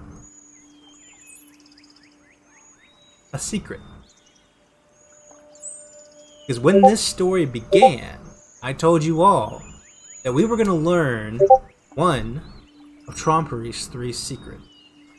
The one only Levine knows. This is it. A weapon born from the stars by the hand of Randavi on the forge of the Covenant. The first of 7 such weapons that he will temper. A weapon that can cut through air and dragon scale all the same. One imbued with the strength to slay any being on this planet or another. On this plane or another. So, let the secret histories of Aroria be written. Trompery has a weapon made to slay gods. One she keeps hidden from the rest of the Weave Masters.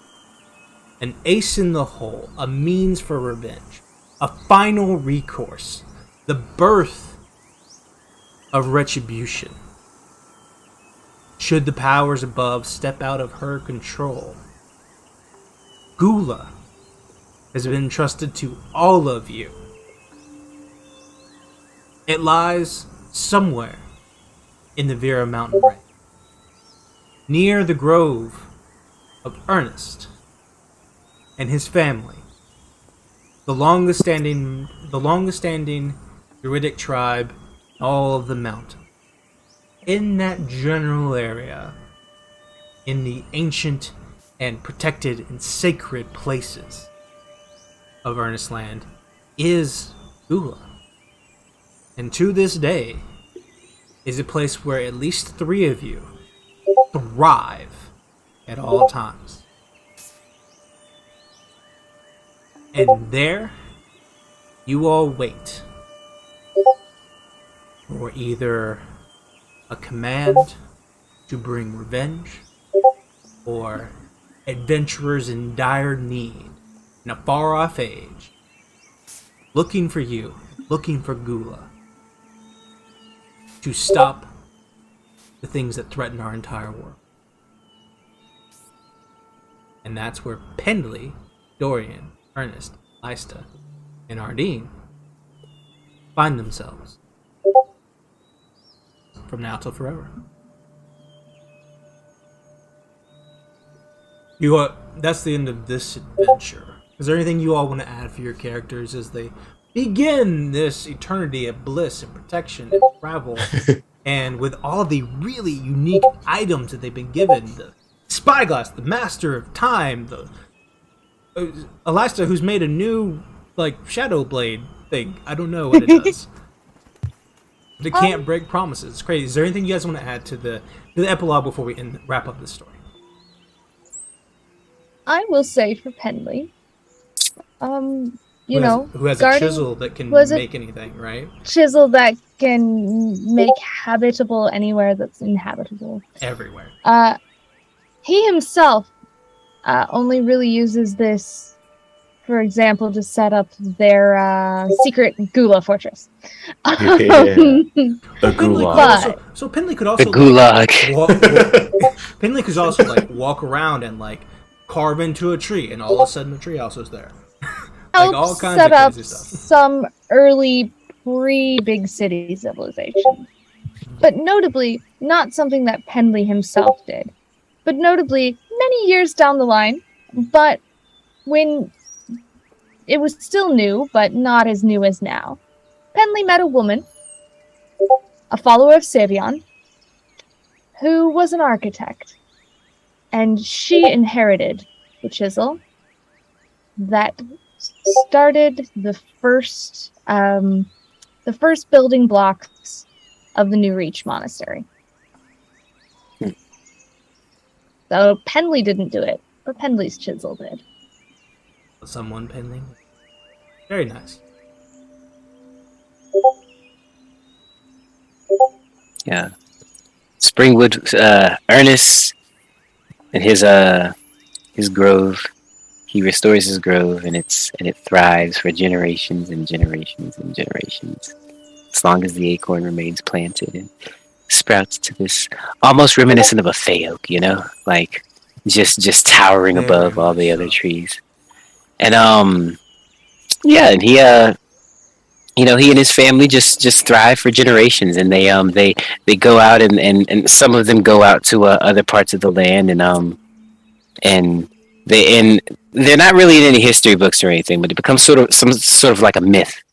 Like, if you see like one of the Springwood giants or something, then your land is protected, and it's more like a good omen, like Yeah. like people tell these stories around campfires, like druids and rangers and stuff tell the stories of whenever they saw one of the Springwoods just roaming about, making sure that everything's good.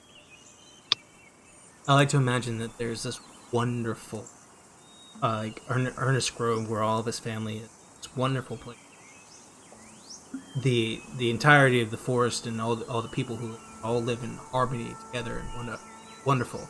And then Yeah. like 300 yards to the left, there's like this super secret place where Right, exactly. where you guys have to be. But I mean, obviously that's a really nice area too, and like, but there's like this adjacent area. All of Ernest's kids like, what's in that house, mommy? We don't talk about that house. Yeah, don't worry about it. You can go anywhere but the mountains, kiddo. Exactly. Yeah. Like, the cave at the edge of the woods, never Yeah, go in no. there. Don't go there.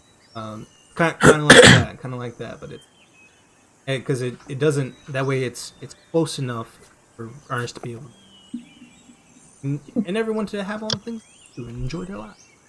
It's like you guys are these. It's like you're all vampires who live on the mansion upstate, and like you just like you're the Cullens coming back to this town. Basically, yeah. There's a little bit of that vibe going on too. The weirdest vampires you ever saw. Yeah, and I wouldn't say you're not in any history books, because I think Adrene would learn more about her Asmar heritage and fully embrace her role as a messenger of the gods. And she would spend her time transcribing the histories that she learns about. She never writes about the secret mission for trompery. That is not recorded. But she will write about the things that her spirit friends or her other planar friends tell her, and she will just have an impressive secret library. Nice. I'm imagining like the library of Ioun now, all the history, Aroria there, and like, Yes. how do you say? I'm thinking about the books that were written, like the Tome of Knowledge, the things that gave you wisdom bonuses, on bonuses and stuff. I'm now imagining those are written by RD. Yes. The library, In Aroria. the library of Ardeen. Yeah. That pocket watch is going to be just pure mischief. Pocket watch is ridiculous. It's incredible. Does Dorian do anything unique with the watch, or what's on his life? That's a weird question. He's gonna con people with it. He's got all the time in the world. Like you can make bets and then just be like, oh, well, I was wrong on that one, but then I can go back and just fix that bet. Let me roll that back. Yeah, let Yeah, me re-roll. run that shit back. I always win. I always win.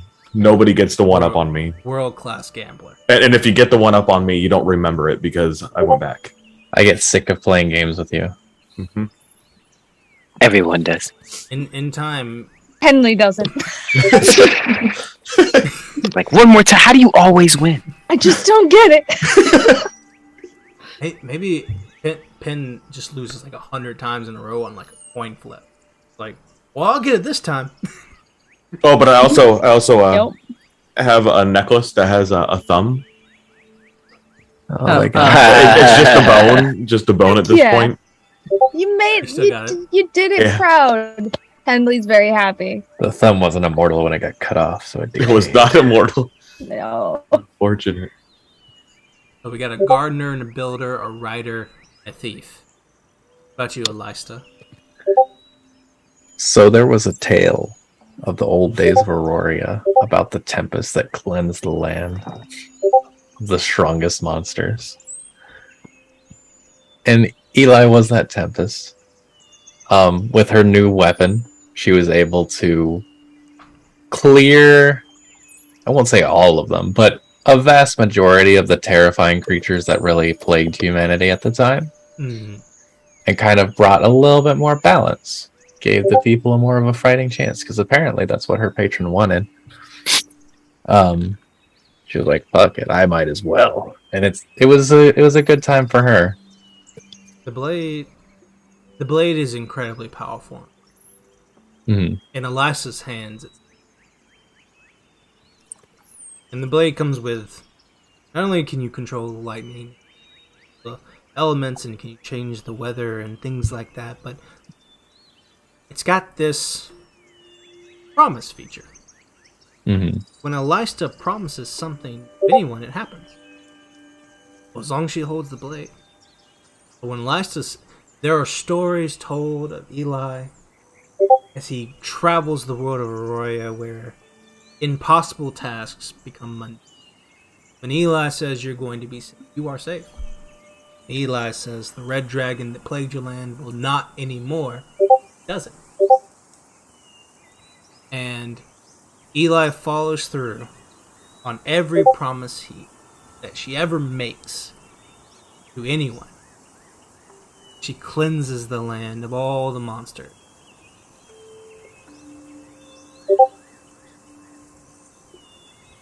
And eventually she'll just go back to our secret vampire mansion. Eventually you head back to the Cullen's house and The work has been done. She's here to fulfill her last promise, which was to protect that dagger. only thing. Over the course of your charge, you see years and centuries, about millenniums pass as you watch over this day. There are some who come for it. There are those who are truly evil and seek to wield the dagger in fights and murder all that come before them. You're all too strong for that. Clearly see through any deceptions that come about. You put those motivations to rest quickly. There are some who seek the dagger because they want to study it. You know how it works. Nardine, you help them in those cases. And oftentimes these adventurers seek to help humanity, protect themselves and protect others. And you, Ardine, with your vast knowledge of all the things that exist in past and present and spirit, are able to help them and give them the answers that they seek to destroy the things that they could not have. And there are others who come for the dagger because they have been wronged so heinously that only revenge will do. And those that are marked by the hand of retribution are sought after by Gula and those who come to claim her. Their revenge is taken, and those truly wicked people are gone. It is Dorian or Elisa or Ardine who finds these people when their lives are over, turns the dagger back to the ground. There it waits again. And that's how it happened. Then and now. That's it. Yay! Yeah. That's how Adrena ends all of her books. That's it. That's it. 2 words. not That's it. Finn or the end. Just that's it. That's it. That's it. That's the end. Awesome. Thank you, Brandon, Max, James, Raina, CJ, for playing in this wonderful Aroria Origins with me. I had a great time telling this story. It's super fun. You all did wonderful, and there you are in the history books, right? We are. And a round of applause for Daniel. Hey. Yes. I mean, Thank technically you. we're Very still there. fun story. To our wonderful GM. I thought Penley was gonna die. I'm not gonna lie. I thought Penley was gonna die too. Yeah. I thought Ernest was going to die. Not a Yeah, chance. I definitely thought Elista was going to die. You did. You kept saying that. And, yeah. But I was smart. It's true you were. I had plans either way. Thunderstep was the only thing that made me live. Probably true. Thank you to all of our audience members, everyone here on Twitch, everyone watching live now. Shout out to Dungeon Scrawlers. We were in a pretty big moment, but thank you for joining us. Shout out to Jake, and I hope you guys had a great time in that game that's set in this world in the Stargazer's Guide to Aroria, where all this was happening. So shout out to everybody who's followed, and all that kind of stuff. So we want to thank you all for being here. If you missed any of the show, you can find it over on YouTube, where we'll be posting everything up over there. But that is it for this episode, this series of Rare Origins. If you guys like this, we might come back with another one. Maybe we'll do Levi or Savion or all these other things. But if you enjoy this, we might do another. But thank you, everyone, for watching Falls. It's a little late, and we ran a little bit over, so I'm going to get us out of here. But shout out to Nine Realms Gaming, Metro Army. Follow us on the socials everywhere. And come see us on Monday if you want to see modern day Aroria. We do a Fates In, right? Yeah. Fates in the future, probably, very likely, you'll see Akron there, which may or may not be one of Ernest's, or you'll see Samson, who may or may not be one of Ernest's. The Lord. On all these people. So you come check us out. That's at 8:30 Central or 8:30. Yeah, Eastern Standard Time, 7:30 Central. Is when we play that game. That's every Monday. We're a big fight on Monday. As we take out the 7. Raina's on the show. I'm on that show. Brandon's on that show. It's great. It's wonderful. Check us out. And then I don't know. I don't think we're doing anything on Friday. Sometimes we do short rest. It's another show we do. But I'm excited and happy to announce that next time you see Iron Valor, we're gonna be in space. Yeah. So, Space! Holy crap. I think everyone's in that game, but Raina, are you in that game? But Reina's no, not in that one. No. I'm So, not. but CJ is, and Max is, and James is, and Brandon is. Mm-hmm. These 4 wonderful players will be in a Spelljammer campaign ran by our fabulous Jake, who just left, who just did the run shot over on Dungeon Scrawlers, I believe. Hi, Jake. Hey, Jake. Jake. He'll be running that show for us. I do not want to commit to a date because I don't remember if it starts next week or the week after. It will be starting at the end of September. At some point in the future. So there'll be a little bit of break here for us, but 21st, 28th, something like that. Keep an eye on our socials. With Command Socials. Follow us on Twitter and Facebook and all those places, and you can check that out here. Of course, you can always follow us here on Twitch, and you can get updates. Yeah, we'll let you know. Yeah, we'll let you know. But we'll be here. You'll be the first to know. Coming Yes. soon. Yeah, it'll Coming be soon. It'll be this same time slot too. So Wednesday nights. But thank you everyone so much for being here. We'll send y'all out. Happy Wednesday. I'm Dan. Bye. Happy New Year, guys. Bye.